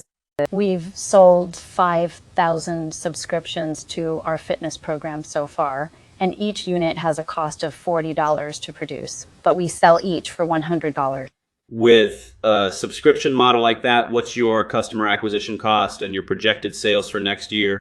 Our current customer acquisition cost is $30, and we project sales of over 20,000 subscriptions in the next year based on our marketing plan. Aside from this discomfort-inducing drug, what other elements are involved in your fitness program, Amy? Great question, Barbara. The subscription includes access to our online fitness classes, companion mobile app, and nutrition advice as well. Amy, what sets you apart from a typical fitness boot camp, and how do you plan on dealing with potential safety concerns or lawsuits? Robert, we not just push people into exercising, we're creating a motivational, interactive ecosystem that directly speaks to the modern-day individual who's used to comfort. As for potential safety issues, we make sure our clients are aware that they need to take breaks and keep hydration levels up. We have also got a comprehensive insurance policy in place. I love your drive and passion, Amy, but I think Fit Farm is a risky venture and I cannot see how it can scale. For that reason, I'm out. Thank you, Robert. I respect your decision. What about you, Sharks? I love fitness, but I value safety and comfort as well. I think I'll pass on this one. I'm out. Amy, I love your energy, and if this were purely about fitness, I would have been on board. But I'm concerned about the drug aspect of it. So I have to say this time, I am out. Amy, I admire your courage, and there could be a market here, but it's a bit too risky for my taste. I'm out. Thank you all for your feedback. Kevin, Lori, what do you think? This is a tough one. Your execution is good, but the pain aspect worries me. I would suggest using rewards instead of punishment to motivate. I am out. Actually, I think it's genius to use negative motivation. However, I can only see this working in a niche market. I am sorry, Amy, but I am out. Thank you, Sharks, for your time and insights. I firmly believe in the potential of Fit Farm, and I will work hard to prove it to everyone. Amy leaves the tank without a deal, but with her head held high and a determination that's contagious. Will her unorthodox fitness program make a leap or stumble upon the hardships of the business battlefield? Only time will tell. Next into the tank is an entrepreneur looking to make communications easier for the hearing impaired. Hello, Sharks. My name is Bree Johnson. I'm here today to share my product called Flash Ring. Flash Ring flashes a bright light when a phone call is incoming, making it easier for the deaf and hard of hearing people to know when their phone is ringing. I'm seeking $150,000 for a 15% stake in my company. That's a great idea, Bree. There's definitely a need for technology like this. So it's essentially a strobe light for phone calls. What are your sales to date, Bree? We launched 6 months ago, and so far we've sold about 5,000 units. Interesting. What's your cost of goods sold? Each unit costs $10 to make, and we sell them for $30. What sets you apart from your competitors? Our product is compact and portable. Others on the market are not as user-friendly and are usually attached to landlines. Ours can be used with any mobile device. I think there's potential here, but $150,000 for 15%. That values your company at $1 million. You've been in business for only 6 months? How did you come up with that valuation? We projected our sales for the next year based off the current traction. We are expecting to hit 25,000 units sold by end of next year. I think your expectations are too optimistic, Bree. For those projections to hold true, you would need to quadruple your current sales. That's a big leap. I agree with Mr. O'Leary. You're valuing the company at where you hope it will be. That's a risk I'm not willing to take. I'm out. I understand, Damon. But we believe in our product and its potential. Bree, I admire what you're trying to do here, but the valuation is simply too high. I'm out. Your product is innovative and it helps a community I feel often overlooked. I'll take that risk. I'm in. I'll offer the $150,000 for 25%. Robert, you've gone soft. Bree, don't get me wrong. I like the product too, but I would need more control given the risk. I'd offer $150,000 for 30. 5%. I think you're tackling a real problem here. And I've seen you handle the pushback about your valuation confidently. I'll match Robert's offer. Thank you all for your offers. Robert was the first to believe in me, and for that, I'll accept his offer. That's great. I'm excited to work together and grow this company. Bree walks away with a deal and a shark who believes in her vision. Let's see if her company can live up to its $1 million valuation. Next in the tank is an entrepreneur with a unique pitch that's all about investing. Hello, sharks. My name is Jonathan. I'm the creator of InvestFest, a reality television show about investors who invest in companies. Today, I am seeking $1 million for a 20% stake in my company. Wait, hold on. Are you pitching us a show about us? In a sort of way, Kevin, yes. But InvestFest is not just about watching investors make deals. It's also an educational platform where viewers can learn the basics of investment, why and how to invest, and what mistakes to avoid. Jonathan, what's your background? Why are you the right person to pull this show off successfully? I have a degree in film production and have been working in the industry for over a decade. I also have experience producing educational content and have collaborated with financial experts in the past. You said InvestFest is also an educational platform. Explain to me how that works. In addition to the reality show, we have a platform where viewers can access tutorials, lectures, and case studies about investment. It's also interactive, allowing them to simulate investments without any risk. And how do you generate income? Revenue will be generated from advertising, sponsorship, and premium subscription for the educational platform. I'm intrigued. But tell me, Jonathan, with the plethora of investment shows out already? What sets yours apart? InvestFest is not just about the drama and suspense of the investment process. It's about equipping viewers with the knowledge and tools to invest wisely. Also, the interactive nature of our platform is one of a kind. I like that you want it to be educational, but $1 million is a steep ask. What do you need the money for?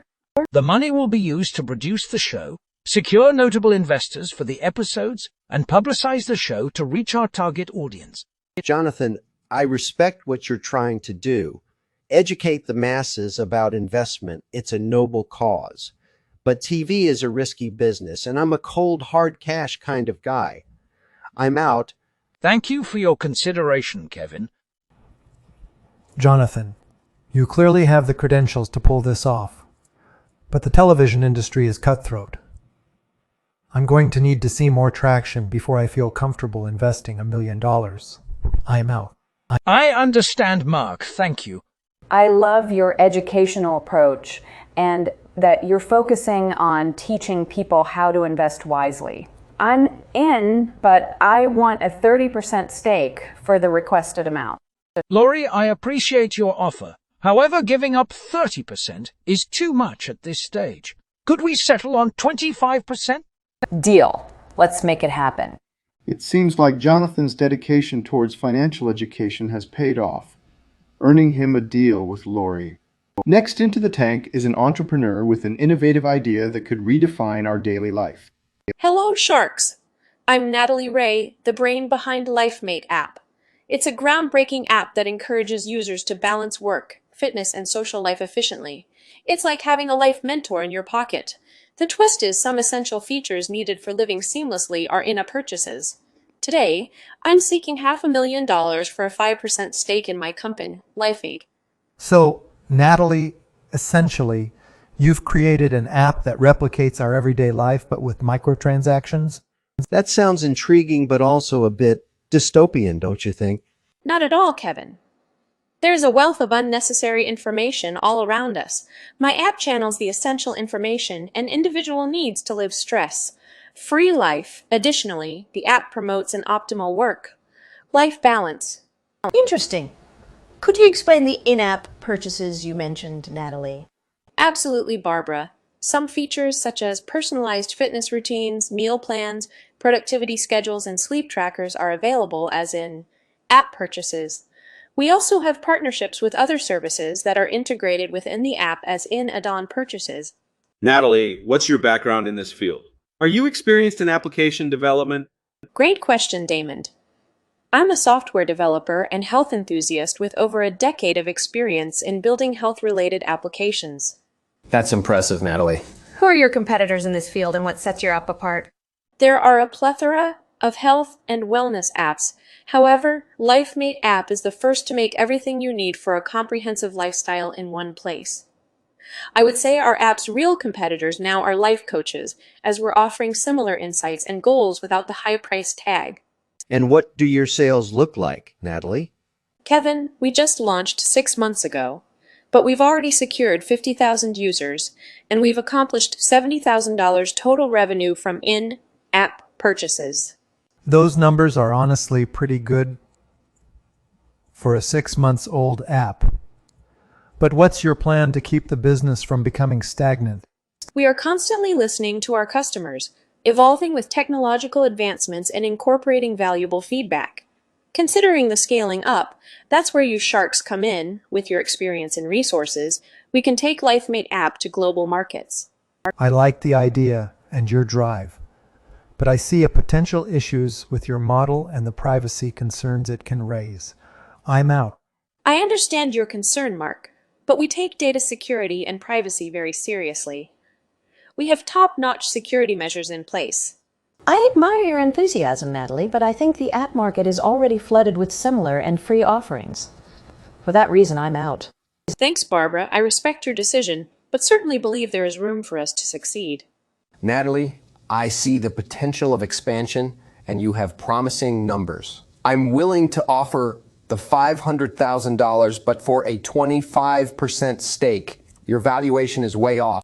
Wait a second, Robert. I am also willing to make an offer. I will match Robert's offer, but I also want $1 for each subscription sold until I get my investment back. Kevin, Robert, I thank you for your offers. However, raising equity to 25% is too high. I can offer 15% equity. Unfortunately, I don't see a clear path for me with this business model. For those reasons, I'm out. Let's meet in the middle at 20%. How's that sound, Natalie? Robert, I think we have a deal. I look forward to the partnership. You've made a big mistake, Natalie. Remember that when you're paying Robert his share. And just like that, Natalie manages to secure a deal with Robert, proving that her vision for LifeMate app could indeed be the future. Next into the tank is a colorful entrepreneur with a product that's sure to catch your eye. Hello, Sharks! I'm Lissy Lumens, the founder of Light Dazzler, a novel tool that aims to literally light up your life by shooting colorful lasers. But get this, it only turns on when aiming directly at somebody's eyes, adding a surprising and fun element to your everyday interactions. and I am selling this for just 99 cents each today. I am seeking 99 cents each. Today I am seeking. And why would anyone want that? Sounds like an invitation for a lawsuit. Wait a minute, Lucy. You are selling this for just 99 cents. How are you going to make a profit with such a low price point? Thanks for asking, Mark. With 99 cents, I am targeting a huge market in the party supplies and stocking stuffer space. We are going for volume over individual profits. Plus, the manufacturing cost for each unit is only 25 cents. Our margins are slim but viable, and as we scale, we anticipate further cost reductions. Lucy, help me understand. You're risking blinding someone for a surprise element? It's not like we're going to sell this on QVC or anything. Great question, Damon. Safety is our priority, and we have accounted for that. The lasers are actually harmless and have been designed for safe interaction with human eyes. It's more of a visual spectacle and less of an actual laser show. Let's go back to sales. How many of these have you sold? We have already managed to sell 70,000 units within our first 6 months, all while maintaining very positive customer feedback. 70,000 at 99 cents each. Lucy, I've got to say, I'm impressed. But tell me more about your background. Are you in this full time? Absolutely, Robert. I have a background in optical physics and have been working full-time on Light Dazzler for the last 1 year. 70,000 units is good, but in this industry, numbers can be smoke and mirrors. What's your projected sales for the next year? We have a strong bottom-up forecast, taking into account our growth rate, market size, and competitive landscape. We're projecting sales of over 1 million units in the next fiscal year. And how do you plan to reach those numbers? What's your marketing plan and customer acquisition costs? Our product is visually appealing, and we're gaining traction on social media. We anticipate customer acquisition costs to be relatively low. As of now, we're spending approximately 10 cents to acquire a customer. Lucy, I like your product. I like your sales and I admire your tenacity. I am going to extend an offer. I am willing to give you the $99,000, but I want 30% equity instead of 20 because I believe with my network, your sales can multiply. Thank you, Mark, for the kind words and for your faith in Light Dazzler. However, I would like to hear if any other shark is interested before considering your offer. I'll make you an offer, Lucy. I believe in you and your product, and I am willing to offer the $99,000 you're asking for, but I want a 40% stake. And here's why. I really think I can help push this product to be a top seller in party accessories. Lucy, I am out. I think this is a fad and not a business. I have to agree with Damon. I don't see the longevity of this product. I'm out. I think this can make money, but I agree with Mark, the bigger stake is key. So I'll match his offer. $99,000 for 30%. Sharks, I value your input and offers. It's a hard decision, but I think Barbara's offer aligns better with my vision for Light Dazzler. Barbara, you have a deal. And just like that, Lucy Lumens leaves the tank with a deal from Barbara, proving that even the most unconventional ideas can dazzle the shark. The next entrepreneur into the tank believes in the power of the number 7 and has a unique approach to using it. Hello, sharks. I'm Stan Lucky. My business is Lucky 7.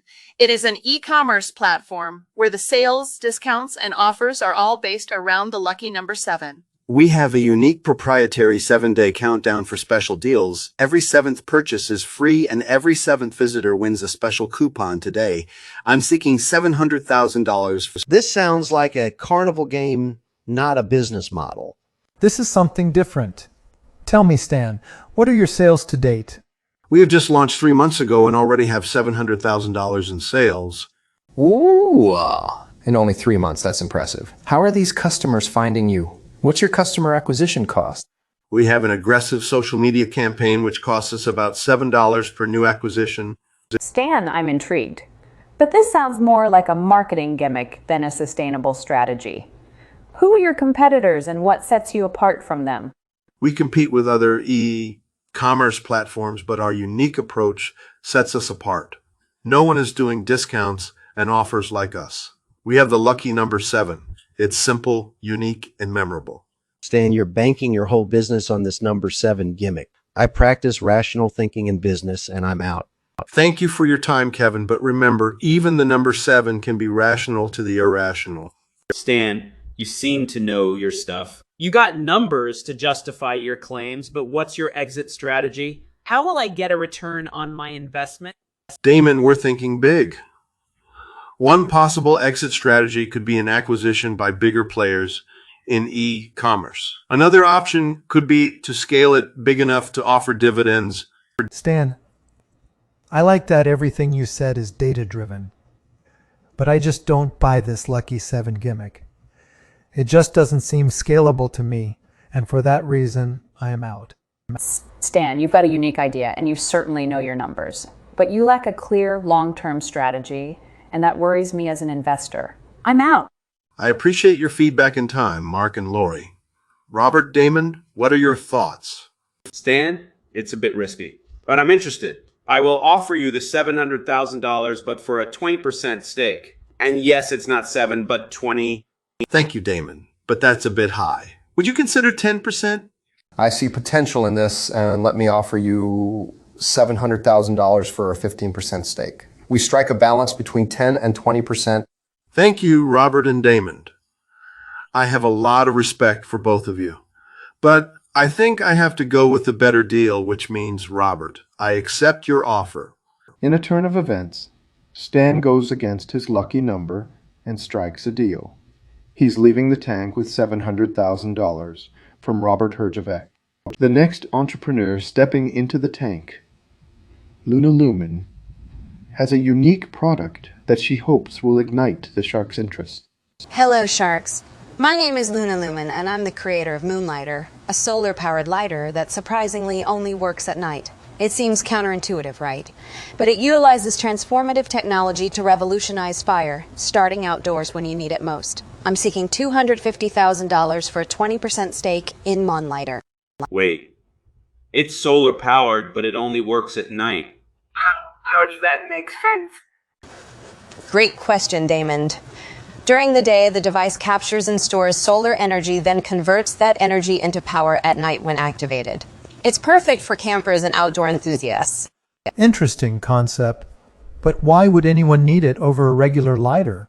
It's more sustainable, won't run out of fuel like regular lighters, and works perfectly in harsh weather conditions where regular lighters fail. What are your sales numbers so far? Have you actually sold any? Sales have been steady but not staggering. About 5,000 units this year. That's not bad, Luna. Can you tell us about your background? How did you come up with this? Sure, Barbara. I'm a renewable energy scientist and an outdoor enthusiast. I felt the need for it through my own experiences, and my expertise helped in making it a reality.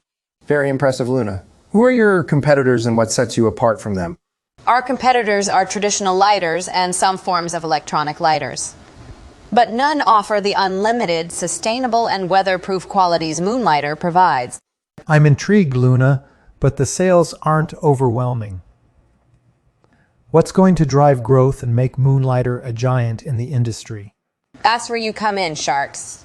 With your network, your marketing acumen, and your investment, we can take Moonlighter to new heights. I admire your passion, Luna, but the sales are too low for the valuation you're asking for. Until you get the unit volume up, I'm out. I see the problem differently than Kevin. I think the product is too niche right now. I suggest you expand the use cases to increase your customer base. For now, I am out. Thank you for your feedback, Kevin and Barbara. I quite like the product. It has a unique selling point. However, I don't see how I can add value to it. Therefore, I'm out. I love the idea, Luna. I can see the growth and I have connections in the camping industry. I'm willing to invest the $250,000, but I want a 30% equity stake to justify the risk. I see potential in your product, Luna. I will match Robert's offer, but also provide you a line of credit to boost your marketing effort. Mark, Robert, thank you for your offers. Can you consider going in together for the $250,000 for 25%? I'm in on that deal. Let's do it, Mark. Agreed. Let's make it happen, Luna. Fantastic.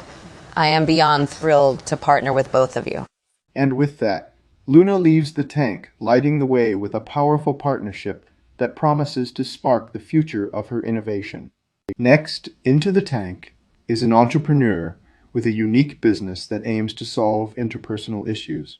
Hi, Sharks. I'm Tommy. I'm bringing Neutralize Me, a group of professionals dedicated to mitigating tensions in peer and professional circles. We step in when you're cornered or blamed, finding an amicable resolution for all. Today, I'm seeking $500,000 in exchange for a 20% stake in my company, Neutralize Me. That's an interesting concept. So, you're like conflict mediators? Exactly, Barbara. This is intriguing. But is there a market for this? I mean, do people actually pay for your service? Our initial customer base includes small to medium-sized companies looking to resolve internal conflicts, maintain harmony, and improve productivity. Tommy, let's get to the numbers. What are your sales to date?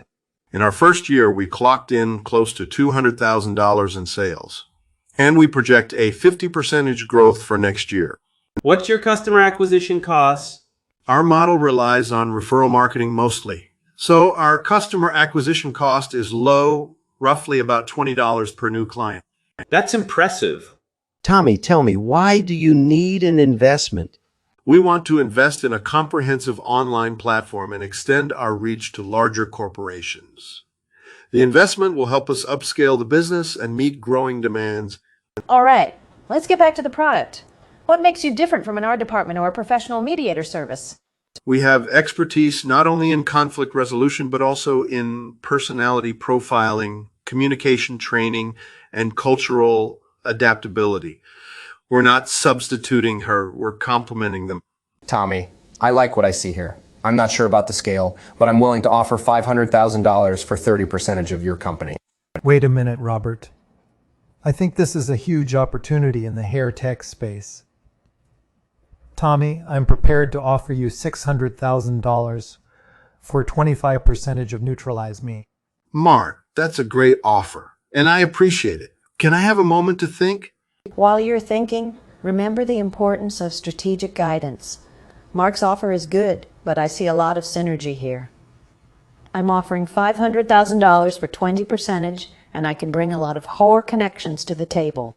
Barbara, I appreciate your offer and the strategic value you bring, but I think aligning with Mark's tech, heavy insight could track our journey. Mark, I accept your offer.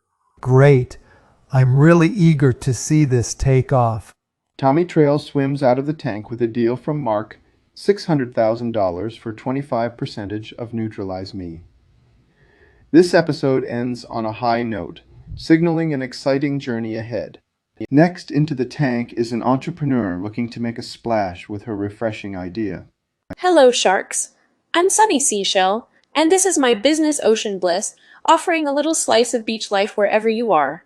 We provide freshly bottled ocean water that allows those inland to get the same revitalizing experience as being by the seaside. Today, I'm seeking $150,000 for a 15% stake in my Ocean Bliss company. You're talking about selling salty water, Sonny? Yes, Kevin. It's a relaxation product. It can be used for aromatherapy, refreshing rooms, even skincare. And it's not just any water, it's water from several well-known and much-loved ocean locations. Interesting concept, Sonny.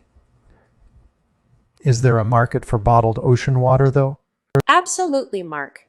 There are millions of people who live inland and miss the calming effect of the ocean. Ocean Bliss can get them that beach vibe right at home. So, Sunny, tell us about your sales to date. We have over 50,000 bottles sold in our first year and expect to double that next year with some new marketing strategies. Impressive. And what's your cost of goods sold per bottle? Our cost per bottle is around $2, and we retail at $10. Quite profitable, Robert. What's your background, Sonny? Why should we believe in your ability to manage this company? I have a master's in oceanography, Kevin. The sea is my passion and life. Over the years, I've made numerous contacts in the industry and have the right knowledge to take this forward. Sonny, Why you need an investment? How do you plan to use our money? We would use the investment to ramp up production and expand our marketing efforts, Barbara. There is a huge market out there that we have not yet been able to reach. Who are your competitors, Sunny? And what sets you apart from them?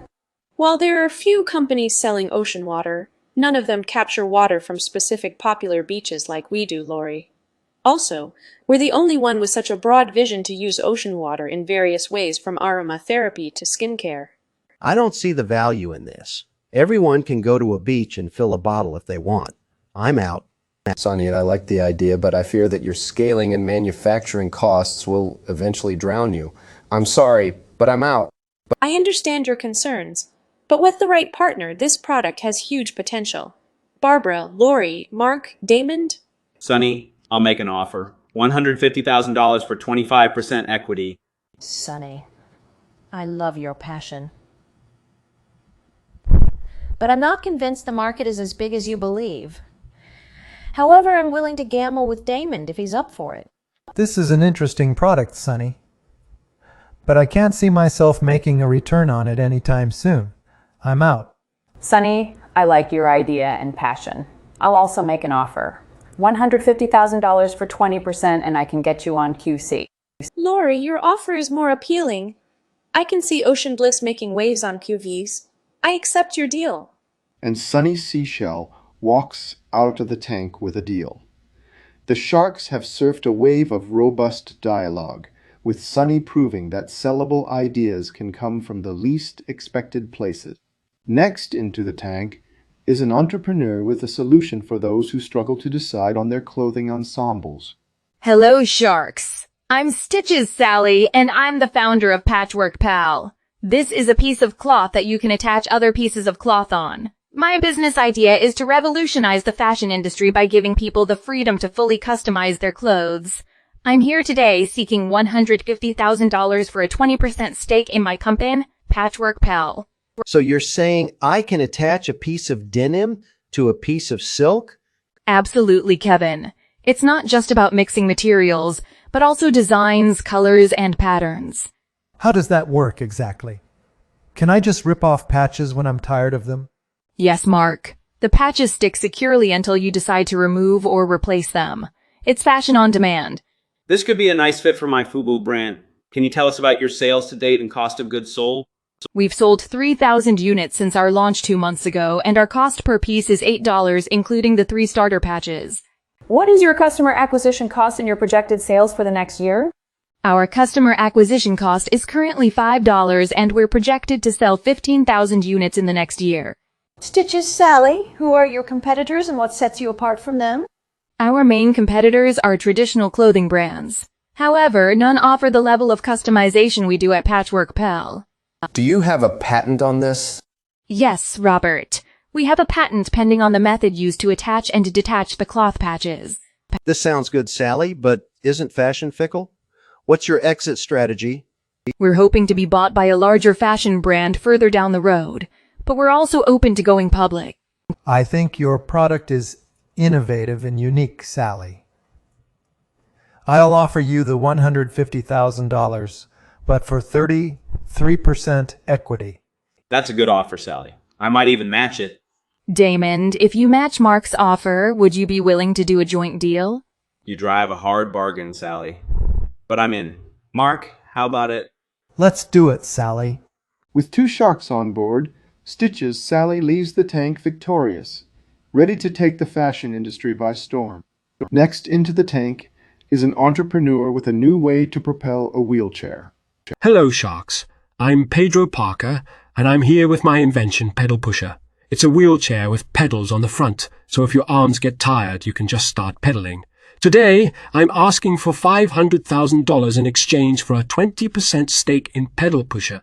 Interesting, but isn't the idea of a wheelchair specifically designed for people who can't use their legs? Yes, but our product targets a specific market. There are people who have lower body function but can't walk for long distances because of muscle fatigue or damage. Pedal Pusher gives them another option. That's a good point, Pedro. What are your sales to date? In the last 6 months, we've made about $80,000 in sales, and we're projected to double that in the next year. What's your cost of goods sold? The production cost per chair is around $200, and we retail it for $600. Have you taken any previous investments? No, we haven't. This is our first attempt at seeking an investment. Who are your competitors and what sets you apart from them? There are standard wheelchair manufacturers, but none of them have pedals. Our patent pending technology makes us unique. Why do you need an investment? We want to ramp up manufacturing to meet the increasing demand, and we want to invest in marketing to expand our reach. What's your exit strategy? Our goal is to become the leading wheelchair company. Apart from our unique offering, we are working on other innovative solutions for differently abled individuals. We believe a large mobility company may acquire us in the future.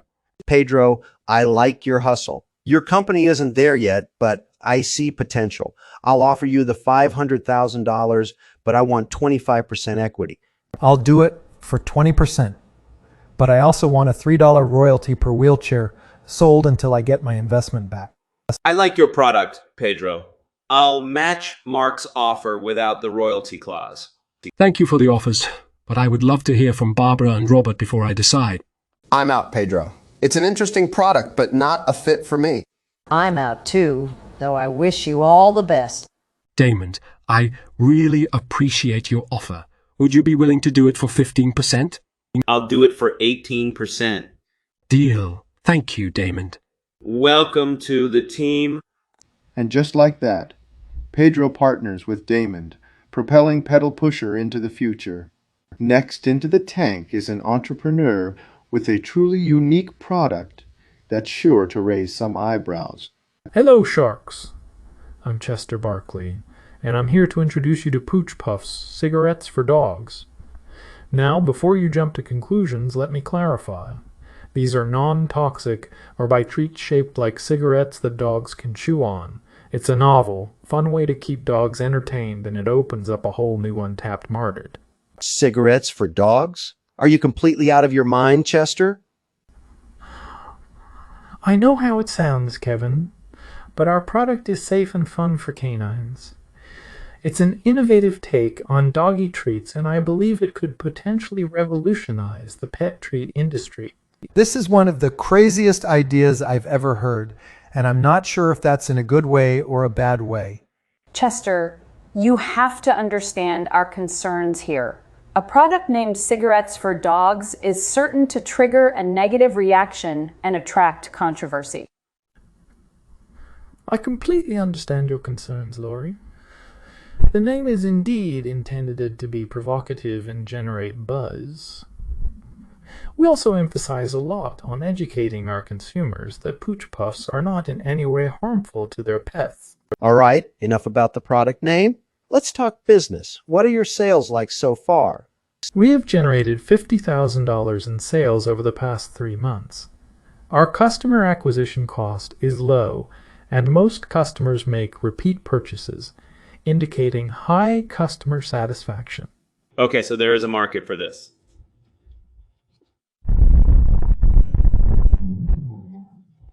But where do you see this product in 5 years, and what's your strategy to get there? Great question, Damon. In 5 years, I see Pooch Puffs being a leader in the pet treat industry with a loyal customer base. Our strategy is to heavily invest in online marketing, get this placed in pet stores across the country, and gradually expand overseas. Chester, I admire your vision and business idea. It's bold and has the potential to disrupt the pet treat market. However, the possibility of backlash and controversy is something I'm not willing to get involved with. For that reason, I'm out. Laurie, I respect your decision, and thank you for your consideration. Listen, Chester, I love the idea, and I believe in the concept. It's crazy, but I think it could work. I'm willing to offer $300,000 for a 30% stake in Pooch Puffs. Kevin, that is a generous offer, but can I hear from the other sharks first? I'm intrigued, Chester. Let me offer $300,000 for 25%. You get the capital you need, and I take a slightly smaller percentage of your company. Thank you, Mark and Kevin. You both have made strong offers, and I can see unique value in partnering with either of you. Kevin, would you reconsider your equity ask? After a lot of consideration, I'm willing to drop it down to 25%. But bear in mind, I was the first one who believed in the potential of your business. Kevin, I appreciate your willingness to reconsider. However, I have decided to go ahead with Mark.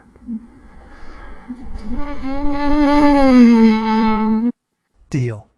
I can't wait to dive into the dog treat industry with you, Chester.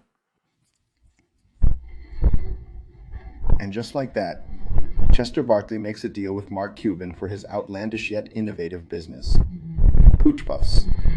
The other sharks are left in astonishment, marking the end of a truly memorable pitch. Next, into the tank is an entrepreneur looking to revolutionize cleaning up after your pet. Good evening, sharks. I'm Andy Pitter, and I'm here to pitch my innovative business, the Poop Flinger Bot. It's a robotic device that collects your dog's poop and then flings it over the fence. I'm here looking for $500,000 for a 15% stake in my company. I have to say that's probably the most unique pitch I've heard on this show. But isn't it a bit extreme? Talk about a poop and scoop policy. Am I right? Flinging over the fence, though? Isn't that just going to anger the neighbors? The idea here is convenience. We are exploring the disposal methods. I'm curious about your sales so far, Andy. Are people actually buying this? We've sold 200 units in our pilot run. And your cost of goods sold? What's your profit margin on each bot? Each bot costs us $500 to manufacture, and we're selling them at a price of $1,000 each. So we have a profit margin of 50%. That's a pretty steep price, Andy. Are you sure people will be willing to pay that much?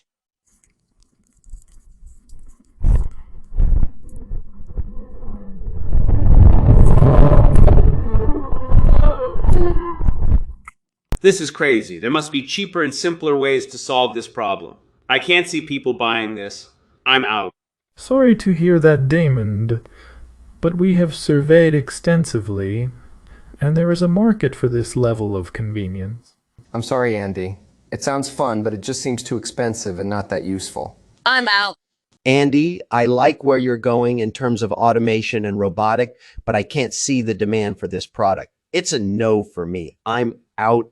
I understand, Kevin. Mark, Barbara, Lori, are you interested in making a deal? Andy, it's a novel idea, but the pricing makes it a tough sell. I just don't see a path to profitability. I'm out. I respect your perspective, Barbara. Lori, Mark, what about you? Your profit margins are admirable, Andy. But I agree with the other sharks. It's a hard sell. I'm out. Thank you for your time, Lori. Mark, you are my last hope. Andy, your passion is great, and you're clearly dedicated, but it's a difficult product to sell. I just can't see it succeeding in its current form, and for that, I'm out. Okay, sharks. I appreciate your feedback. Well, it seems Andy's the dog with no bone tonight. The journey for the Poop Flinger Bot isn't over, but the search for a shark partner is. Next into the tank is an entrepreneur with a device that's aimed at quite a niche market.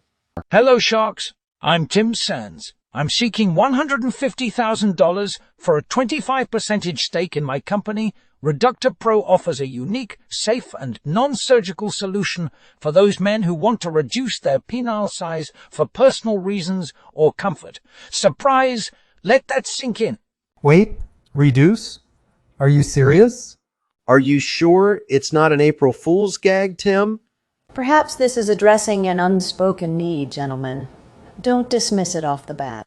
Barbara, indeed it is. There's very limited help available for this niche, yet sensitive issue. Reductor Pro fills this gap.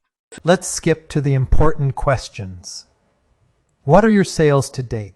So far, we've sold 500 units, placed hundreds on back. Order owing to manufacturing constraint. And what's your expected revenue next year? We're projecting a growth to at least double the sales, giving us revenue projection of $1.05 million. But how can you be sure there's a large enough market for this, Tim? Mark, we've got 2,000 sign-ups on our website within a month, so the market size is more significant than one might think. I think the real question is, who are your competitors and what sets you apart from them? Damon, there are no competitors. This is a unique product. We have a patent pending for the proprietary technology. What's your exit strategy, Tim? Bigger companies are often interested in niche markets. Exactly, Barbara. Our aim is to target the male grooming market, dominated by big companies. We expect acquisition offers once we establish brand recognition. I get it. There are people in need of this product. But I don't see Reductor Pro reaching the mass market level. I need mass production distribution in line for a product I invest in. I'm out. I've got a different take. I see potential in unexplored markets. Tim, I'm ready to offer you the $150,000, but for a 35% stake. Tim, this is a very strange product, possibly the strangest I've come across. But the data seems to back you up.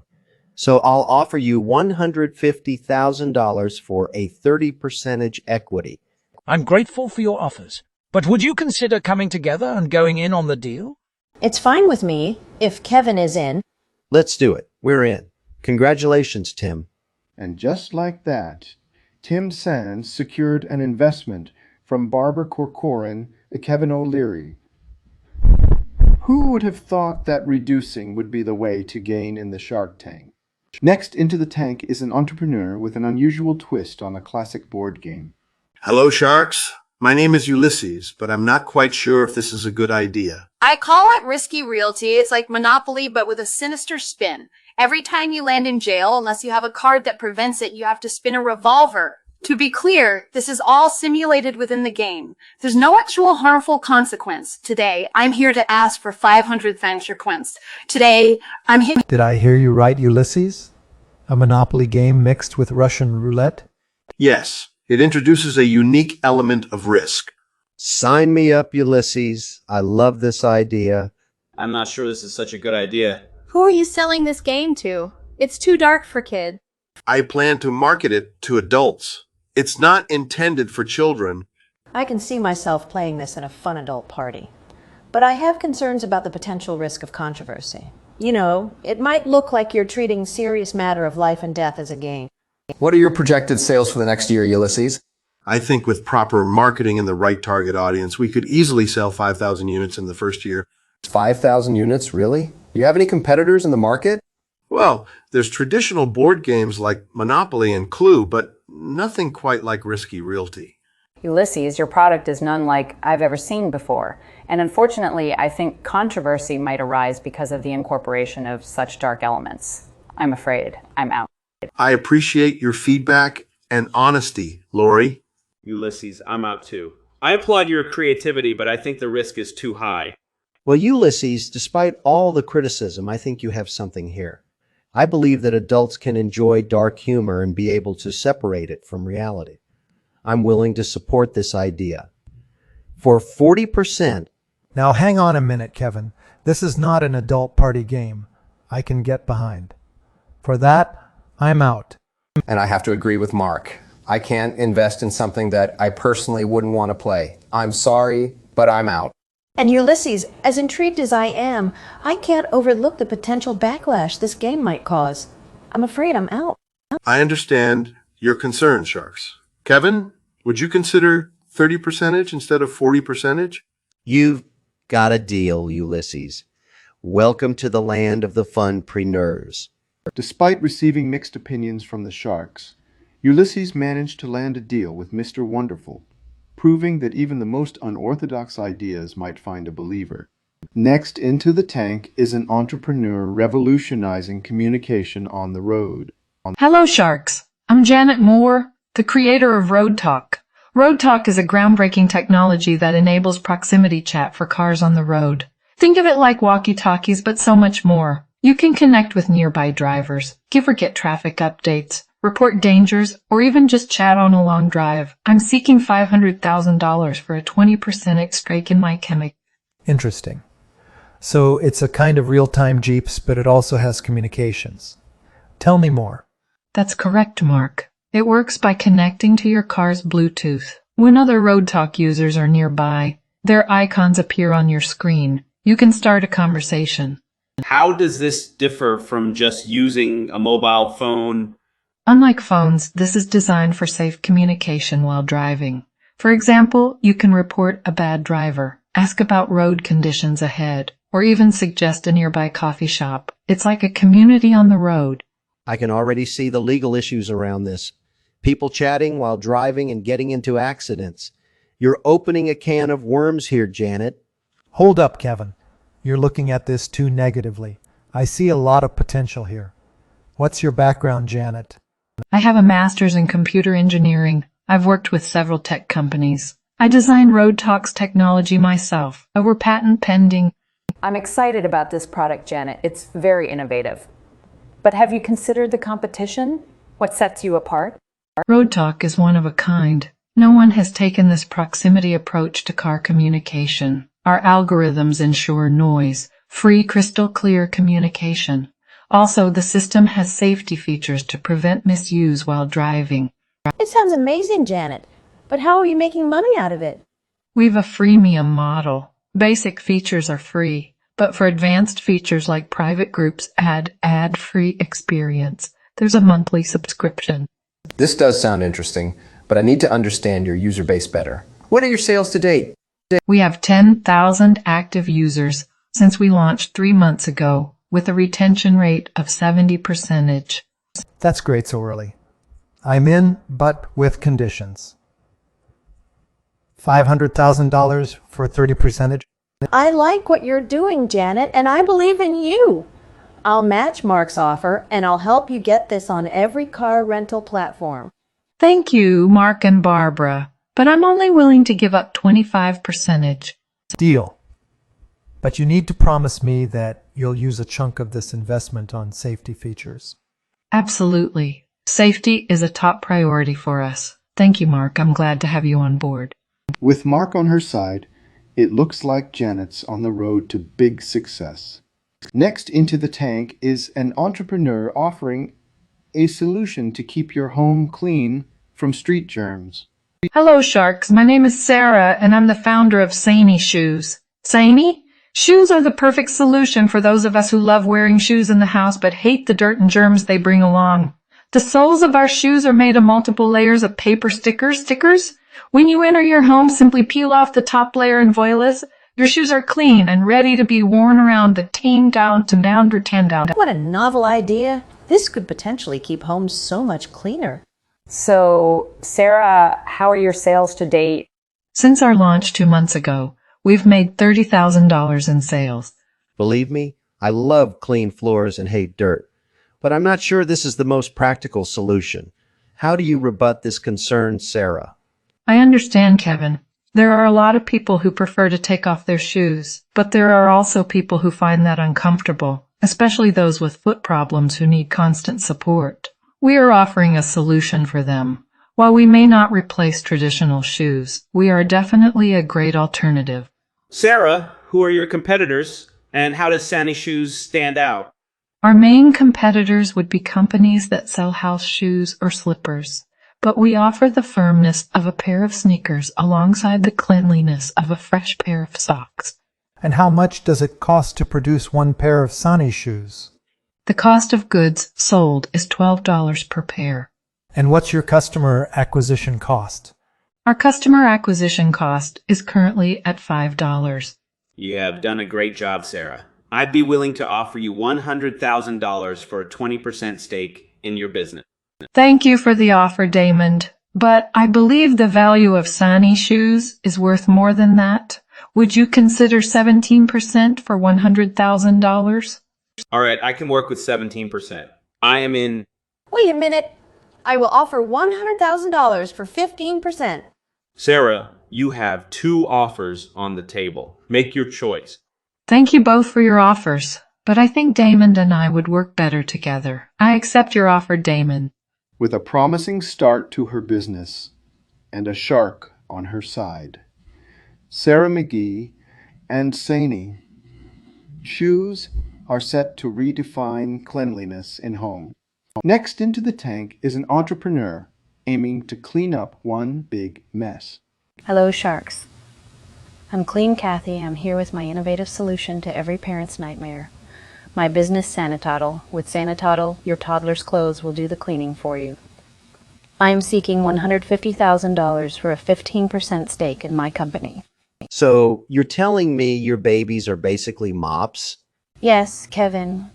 It's a fabric that goes on the entire front side of a toddler's clothing. It is covered in a safe, baby-friendly sanitizer, so when they crawl around everywhere, they can mop the floors. And how does the sanitizer on the clothes not harm the baby? Excellent question, Damon. We've worked with chemists to ensure that while it's tough on germs, it's gentle on the baby's skin. Safe for Babies cleans floors. What is your cost of goods sold? We can produce one Sanitoddle piece for $15. And what are you selling it for? Each piece is sold at $45. What are your sales to date, Kathy? In the last 3 months, we made $30,000 in sales. And your projected sales for the next year? We're projecting a modest $300,000 sales for the next year. Modest? Kathy, that's a serious jump. What's your strategy? Expanding our online presence and partnering with childcare brands. Kevin. As a parent, I see the appeal, but I worry about it being a novelty product that fades out. I'm out. I love your energy, Kathy, but I don't see a long-term potential here. I'm out as well. I understand, gentlemen. Lori, any thoughts from the Queen of QC? Kathy, this is interesting. I can see it as a great gift for baby showers. Let me offer $150,000 for 25%. Before you say yes, Kathy, let me make an offer. I see this in every hospital gift shop. I offer $150,000 for 20%, but I want a dollar royalty until I get my investment back. Thank you both. Kevin, I love your plan with the hospital gift shops. But Lori, I respect your retail experience. Lori, let's make a clean sweep with Sanitoddle. Great choice, Kathy. I look forward to selling Sanitoddle on QC. With one shark out and a deal with Lori, Clean Kathy is ready to mop up the market with her Sanitoddle clothing. Next into the tank is an entrepreneur with a novel idea. Hello, Sharks. I'm Bethany Breeze, founder of Sensational Fuels. Our mission is to replace the unpleasant odor of gasoline with a refreshing scent. We have lemon, pineapple, and apple-scented gasoline. I'm seeking $500,000 for a 15% stake in my company. I've heard some outlandish ideas, but this is off the charts. So you're planning to sell gasoline that smells like fruit? You've got to be kidding me. It's not as wild as it sounds, Kevin. The fragrance industry is a multi-billion-dollar industry. Why not pair that with fuel, which is an everyday necessity for most Americans? But wouldn't this interfere with possible gasoline leaks being detected? The strong odor serves a purpose? Excellent point, Lori. We incorporate a separate odorant in addition to the scent that alerts to a fuel leak. At the same time, our customers can enjoy a pleasant smell when they fill their tank. That's all well and good, but isn't scented gasoline more expensive to produce? How do your costs compare to regular gasoline? It is marginally more expensive to manufacture scented gasoline due to the added ingredients. However, we believe customers will be willing to pay a bit more for a superior product. Who are your main competitors and what differentiates your product from theirs? There currently aren't any major players in the scented gasoline market. This gives us a significant first-mover advantage. What kind of sales are we talking about here? We've just completed our test market phase, where we had a sales of $200,000. Based on this, we project around $2 million in sales for the upcoming year. That's not bad, but still, I'm not sure I see the point of this. I'm out. I understand your concern, Kevin, but I firmly believe in this venture. I appreciate your vision, Bethany, but I've already invested in a fuel company and it might conflict with it. So I'm out. The more I think about it, the more I see potential. I'm in. I'll offer you the $500,000 for a 20% stake in Sensational Fuels. That's great, Mark. But before I reach a decision, I'd like to hear from the other sharks. I'll match Mark's offer, but asked only for an 18% stake. I can see this catching on, so I'll offer $500,000 for 17%. Thank you for your offers. Lori, I accept your deal. And there you have it. Bethany Breeze has harnessed the power of fragrance to change the way we think about gasoline forever. Next into the tank is an entrepreneur looking to revolutionize personal hygiene with her fast and innovative product. Hello, sharks. I'm Sally Showers. This is my business shower spray. Consider it as all of the shower without the shower. Spray it on yourself and you're not only clean but smelling just as nice in a fraction of the time it takes to shower. Today I'm seeking $150,000 for a 15% stake in my company, Shower Spray. So you're telling me this replaces showering? That sounds convenient, but also kind of gross. Not entirely, Mark. It's meant for situations when you can't have a shower, like camping trips, or when you're running late for work. It's not a permanent replacement, just an alternative. As a frequent traveler, I actually find this intriguing. What are your sales like, Sally? We've sold 10,000 units in the past 6 months, and it's growing rapidly. Well, that's not too shabby. What's your cost of goods sold? It costs about $2 to make each bottle, and we retail it for $10. That's a good mark. How much have you spent on marketing? Our marketing budget so far has been around $20,000. That's not bad for those sales numbers. Sally, tell us more about you. How did you come up with this? I used to be in the corporate world, always rushing from one meeting to the next. Often, I didn't have the time for a proper shower. I needed a fast solution for a common problem. So I created Shower Spray. So why do you need us? Where would our investment go? We want to ramp up production and also invest heavily in marketing. Though we're doing well now, your expertise and connections can take Shower Spray to the next level. Sally, I like it. It's unconventional, fits a need, and your numbers are promising. I'll offer you $150,000 for a 25% stake in the company. Hold on, Damon. I want in on this. Sally, how about $200,000 for 20% stake? This is a tough choice. Would you consider a joint deal, Mark and Damon? $150,000 for a 20% stake? Sounds fair to me. What do you say, Mark? All right, Sally, let's make it a deal.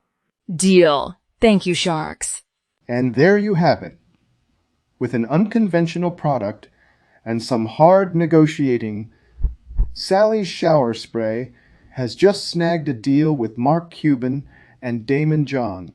Next into the tank is an entrepreneur that poses an existential question.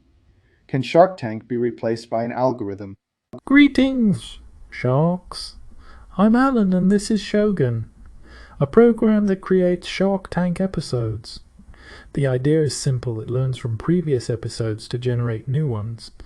So basically, in replace you, I'm here seeking $1 million for a 20% stake in Shogun. Wait. Are you telling us that you've created an algorithm that will shunt us out? Not exactly, Mark. It is intended to produce even more episodes during the off-season, thus giving the viewers what they crave and you more opportunities to invest. Interesting. So, Alan, what's your background? I'm a software developer with a background in artificial intelligence and machine learning.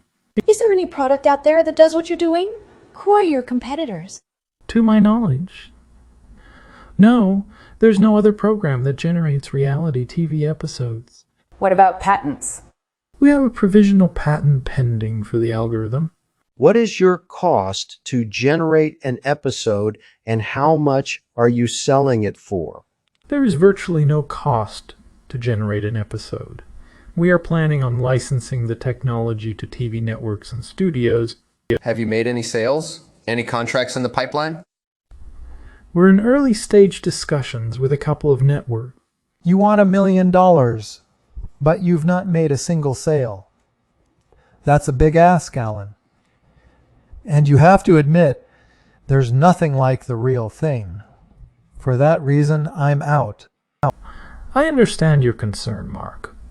Who else would like to be a part of the future of entertainment? I think your product is too early to invest in. For those reasons, I am out. I'm out too. I feel like you need to get some sales and show us what it can really do. I can't see a place for your product in the entertainment industry as of yet, so I'm out. Sorry to hear that, Barbara. What about you, Lori Kevin? I think your idea has potential. The world is moving towards automation, is the future. It's a big risk, but I'm ready to gamble. I'm in. Well, I think the concept is interesting, but it's too early for me to get involved. Sorry, Alan, but I'm out. Thank you for your feedback and consideration. Sharks. Let's make money together, Alan. Welcome to the tank. And that's a wrap. Against all odds, Alan just walked out with a shark on his side. What a turn of event. Next into the tank is an entrepreneur who believes shoe shopping is not a perfect pair affair. Hello, Sharks. My name is Sammy Sneaker, where I present to you Solo Steps, the shoe industry's unique solution where you have to buy the pair separately. Let's step into the future together in understanding shoes better. Today, I am seeking $300,000 for 15% stake of Slow Steps. Wait a minute. Do I understand correctly? You want people to pay twice for one pair of shoes? Well, Kevin, it's not about paying twice. It's about offering customizability and helping those with different foot sizes. Add on to it the fun factor of mixing and matching. Interesting concept. However, it's untraditional. We have launched 3 months ago, and so far, we sold 5,000 shoes, or should I say 2,500 pairs. That's fascinating. What was your customer acquisition cost per shoe? Our customer acquisition cost averaged around $20 per shoe. We believe that with right partners and greater exposure, we can cut down on that. To be frank, I find this idea ridiculous. Why would someone want to go through the hassle of buying 2 shoes separately?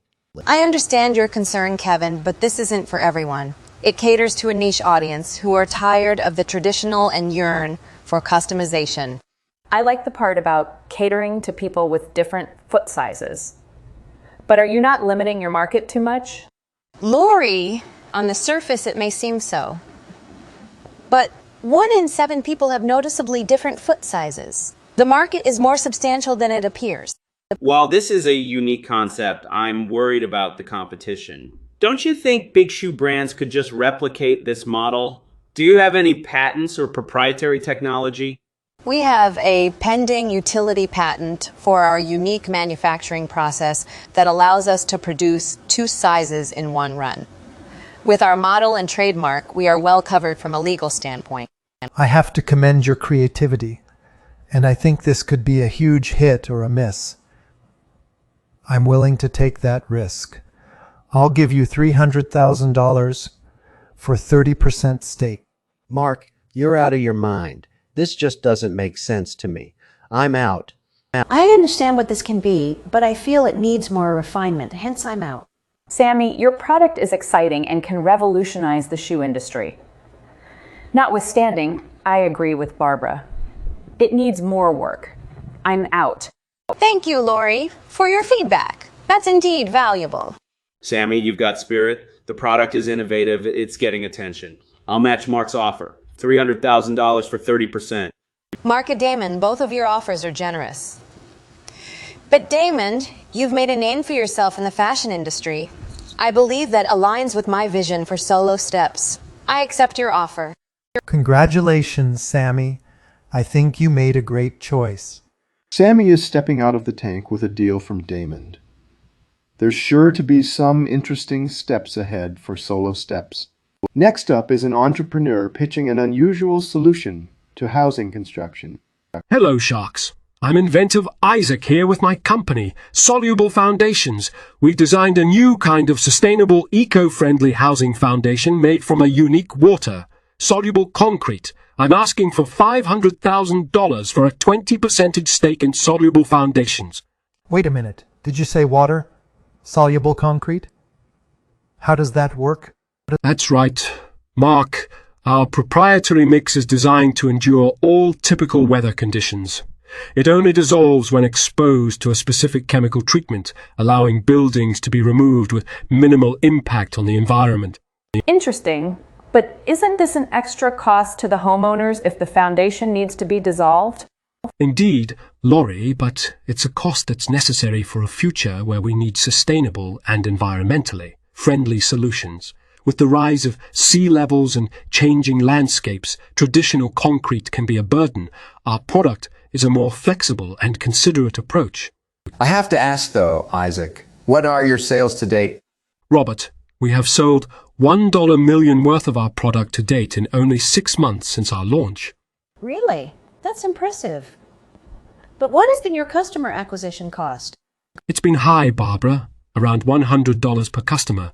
We're needing help with marketing to bring that number down. Isaac, that's a problem. Yes, we have a pending patent on the water, soluble concrete mix. That's a good defensive move. What's your exit strategy? Do you plan to sell?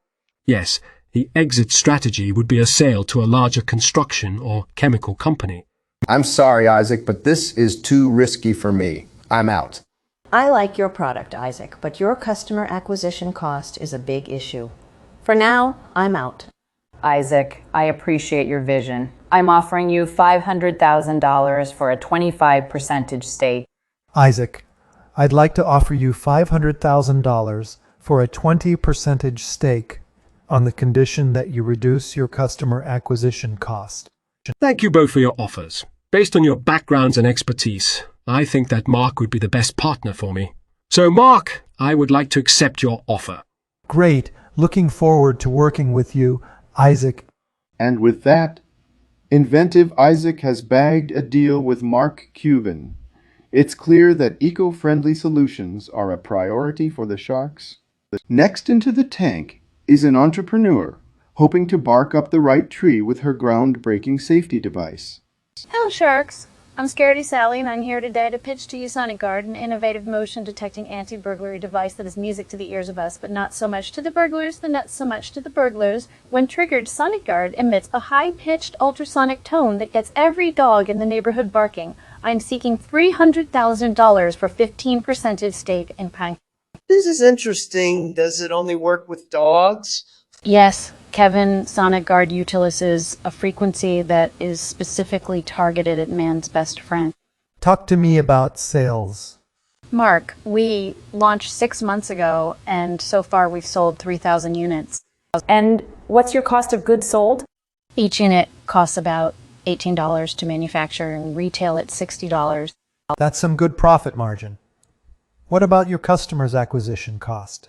We spend approximately $10 per customer acquisition, but we're working on reducing this further.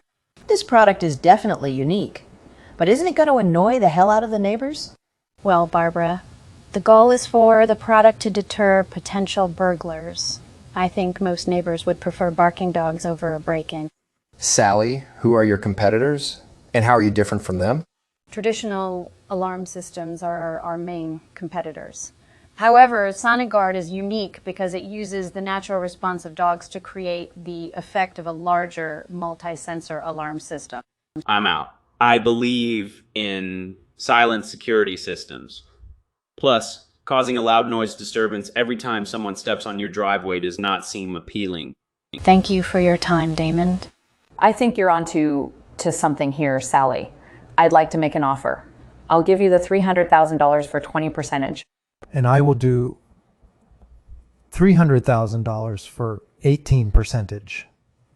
My connections in the tech industry can bring more value to your company. Respectfully, Mark, I have the CUVC platform, which is perfect for a product like this. I see the potential, but the market is too risky and unpredictable. I'm out. I believe in your vision, Sally. Instead of competing, Laurie and Mark, why don't we go in together? That's a great idea, Robert. 3 sharks for the price of 1 doesn't sound bad. I agree. This could be huge. Sally, we're offering $300,000 for 20% of your company. Wow, 3 sharks. That's incredible. I'm in. Scaredy Sally leaves the tank with a deal, and 3 sharks eager to take Sonic Guard to new levels. Next into the tank is a woman offering a unique service which is bound to raise some eyebrows. Hello, sharks. My name is Jane Cooper. I'm the CEO of The Vanisher, a service that would remove me specifically from your life, guaranteeing a 0% chance to ever encounter me again. Today, I'm seeking $100,000 in exchange for a 20% stake in my company, The Vanisher. Wait, what? Jane? Are you offering to disappear from our lives forever? That's correct. Kevin, my service is unique and tailored to individuals needing an absolute, complete removal of certain people from their lives. This is outrageous, but different. Somehow, I'm interested to hear more. But first, what is your background, Jane? You have experience in this field. Absolutely, Mark. As a licensed private investigator and ex-FBI agent, my experience lies in tracking, surveillance, and negotiation. Just like a spy movie. However, Jane, we need realistic figures. Let's talk numbers. What are your sales to date? Damon, in the past year since we launched, we've made $350,000 in revenue. Impressive revenue. This might be a crazy enough idea to actually work. Jane, what's your cost of goods sold? Due to the nature of our personalized service, our COGS is approximately 40% of our earnings. So far, most clients are extremely satisfied and seem to find it worth every penny. That's a high cost, Jane. I'm curious, how are you attracting these clients? What's your customer acquisition cost? We use private secured channels, Robert. Our current customer acquisition cost is around $200, but our unique offering makes it worth it. This sounds more and more like a spy business. Jane, what's your exit strategy for us sharks? Robert, my aim is to build a strong user base and then approach a larger player in the security and intelligence field for acquisition. An acquisition seems potentially valuable, but I have a hard time getting behind this business model. I'm too traditional for this. I'm out. Jane, as much as I find your business different and interesting, it's a bit too niche and controversial.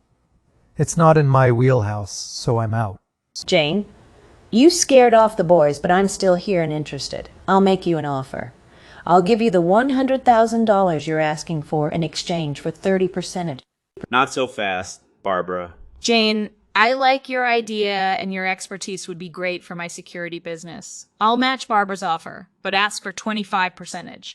I'm a fan of your experience and quite intrigued by your exit strategy. Since they both seem interested too, I'll match Damon's offer but ask for only 22%. Thank you all for the offers. But Robert, your offer stands out to me and your tech background would be beneficial. So I'll accept your offer. So there we have it. A unique business with a twist walked away with a deal. The Vanisher has managed to reel in a shark. Next into the tank is an entrepreneur with a unique innovation for the book industry. Hello, sharks. I'm Amy Modest, and I'm introducing my business, Thermotext. Picture a book, but instead of simply reading it, you experience an interactive reading journey. You need to rub each word with your hand to reveal it. It's an engaging and rewarding process that adds a whole new dimension to reading. Today, I'm seeking $250,000 for a 15% stake. Wow, that's a unique concept. I'm intrigued, but I'm curious, what's your target market? Our primary target audience is children and young adults, but we believe anyone who enjoys reading, puzzles, and interactive experiences could enjoy Thermotext. So you're making reading more difficult? That sounds like a terrible idea. I disagree, Kevin. I think it could make reading more engaging and fun, but I need more details. What are your expected sales for the next year, and what's your cost of goods sold? We are in the pre-launch phase with over 500 pre-orders. Our production costs for a single book are about $5, and we plan to retail each book for $20. We expect our first year sales to be around $100,000. And how do you plan to acquire these customers? What is your customer acquisition cost? We plan to market through social media and partnerships with independent bookstores, which will cost us approximately $10 per new customer acquired. What's your background, Amy? Do you have experience in this field? Yes, Damon. I'm a former teacher and a published children's book author. I've combined my passion for education, literature, and invention to create Thermotex. And why do you need an investment? The investment will be primarily utilized for production, marketing efforts, and partnerships with authors and publishing companies. I believe partnering with a shark will also provide invaluable expertise and networks. Do you have any patents or proprietary technology? Yes, Lori. We have a pending patent on our heat-sensitive ink technology. All right, Amy. I like your spirit, and I love the product. I'm going to offer you $250,000 for 25%. I think you need more help with this business, and 15% just doesn't do it for me. I agree with Barbara. It's not easy to break into the book industry, and you don't yet have the sales. But I like the concept. My offer is $250,000 for 20%. Amy, this is an exciting product, and I can see this being a hit on QC. I'll match Robert's offer, but I also want a royalty of $2 per book until the investment is recouped. Lori, I think a partnership with you could truly take Thermotex to new levels. I accept your offer. Thank you. I think that's a wise choice, Amy. Best of luck. With a rich deal from Lori, Amy's innovative Thermotext is poised to warm up the reading market. Next into the tank is an entrepreneur seeking to revolutionize in home security and privacy. Hello, Sharks. I'm Danny, and I'm here to present my company, Trapco, the leading trapdoor manufacturer. We're changing the in-home security game with our state off. I'm seeking $500,000 for a 20% stake in Trapco. Trapdoors? You mean like in cartoons? Exactly, Barbara. But these aren't just for laughs. Our trapdoors offer a unique layer of security for homeowners. This feels a bit theatrical, don't you think? It might sound that way, Kevin, but let me demonstrate. Sharks, if you'll watch this screen. Wait a minute. Just as Danny begins to showcase his product, he accidentally triggers the trapdoor and falls mid-pitch, leaving the sharks in shock. That was unexpected. Are you okay, Danny?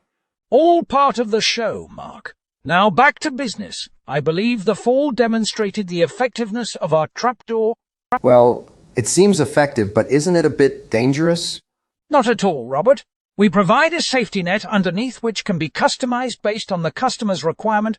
This definitely grabs attention, but how's the market responding to your product?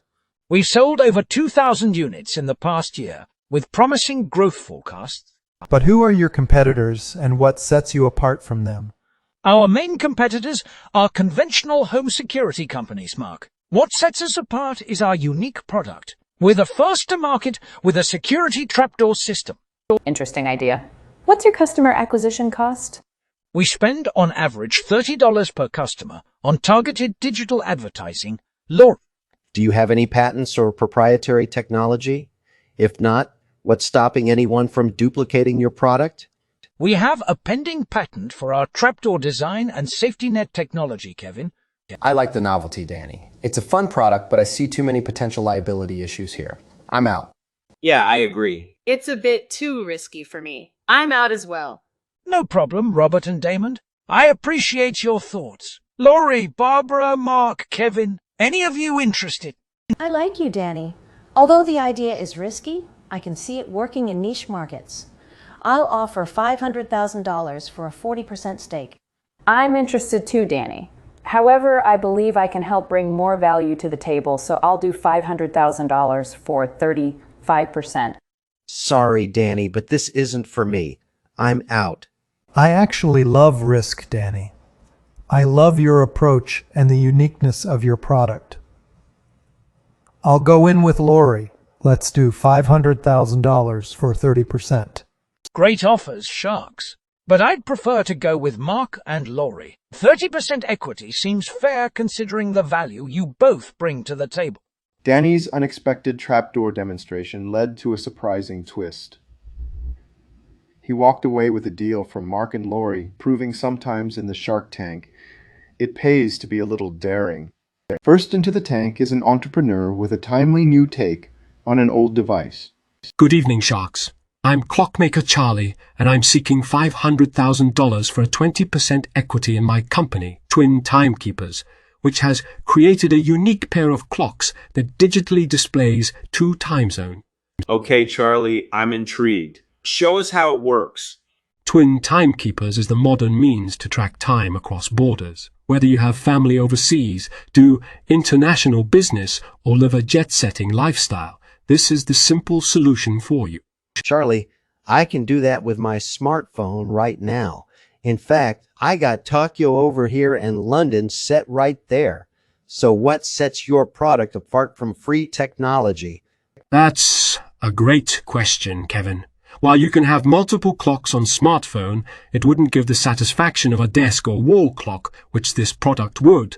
Additionally, it has a daylight-saving toggle and inbuilt power storage for up to 12 hours in case of power loss. It seems neat, but it's not solving a major problem, Charlie. What were your sales last year? Mark, in the first year, we did $200,000 in sales, with most of the sales coming in during the holiday season. Your sales are impressive. What's your cost of goods sold? Barbara, the manufacturing cost per unit is around $30, and we sell each unit at $100. So you have a healthy margin. What is your projected sales for next year? Robert, we're projecting to hit the $500,000 mark in sales over the next 12 months. Aha. So you need an investor to hit that projected number. How do you plan on using our money? Kevin, we plan on using the investment to scale up manufacturing, increase marketing efforts, and venture into overseas markets. Charlie, I love your energy and the time is effort put in the product, but I just can't see a huge demand for it. I'm out. Thank you for your time, Damon. Charlie, I'm sorry, but I agree with Damon. I just don't see the market need. I'm out. I understand, Kevin, and I appreciate your time.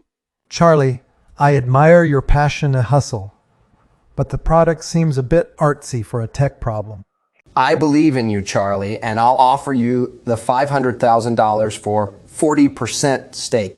I see a niche market for your product with proper marketing and packaging. This could do well. I'll match Robert's offer. Robert and Barbara, your offers mean a lot, but I can't give up that much equity. Can we adjust it to 30%? Sure. Charlie, deal? I'll join forces with Robert. 30% it is. Deal. Deal. Clockmaker Charlie ticks out of the tank with the deal he was set out to get. Next into the tank is an entrepreneur looking to flip the furniture industry upside down. Hi, Sharks.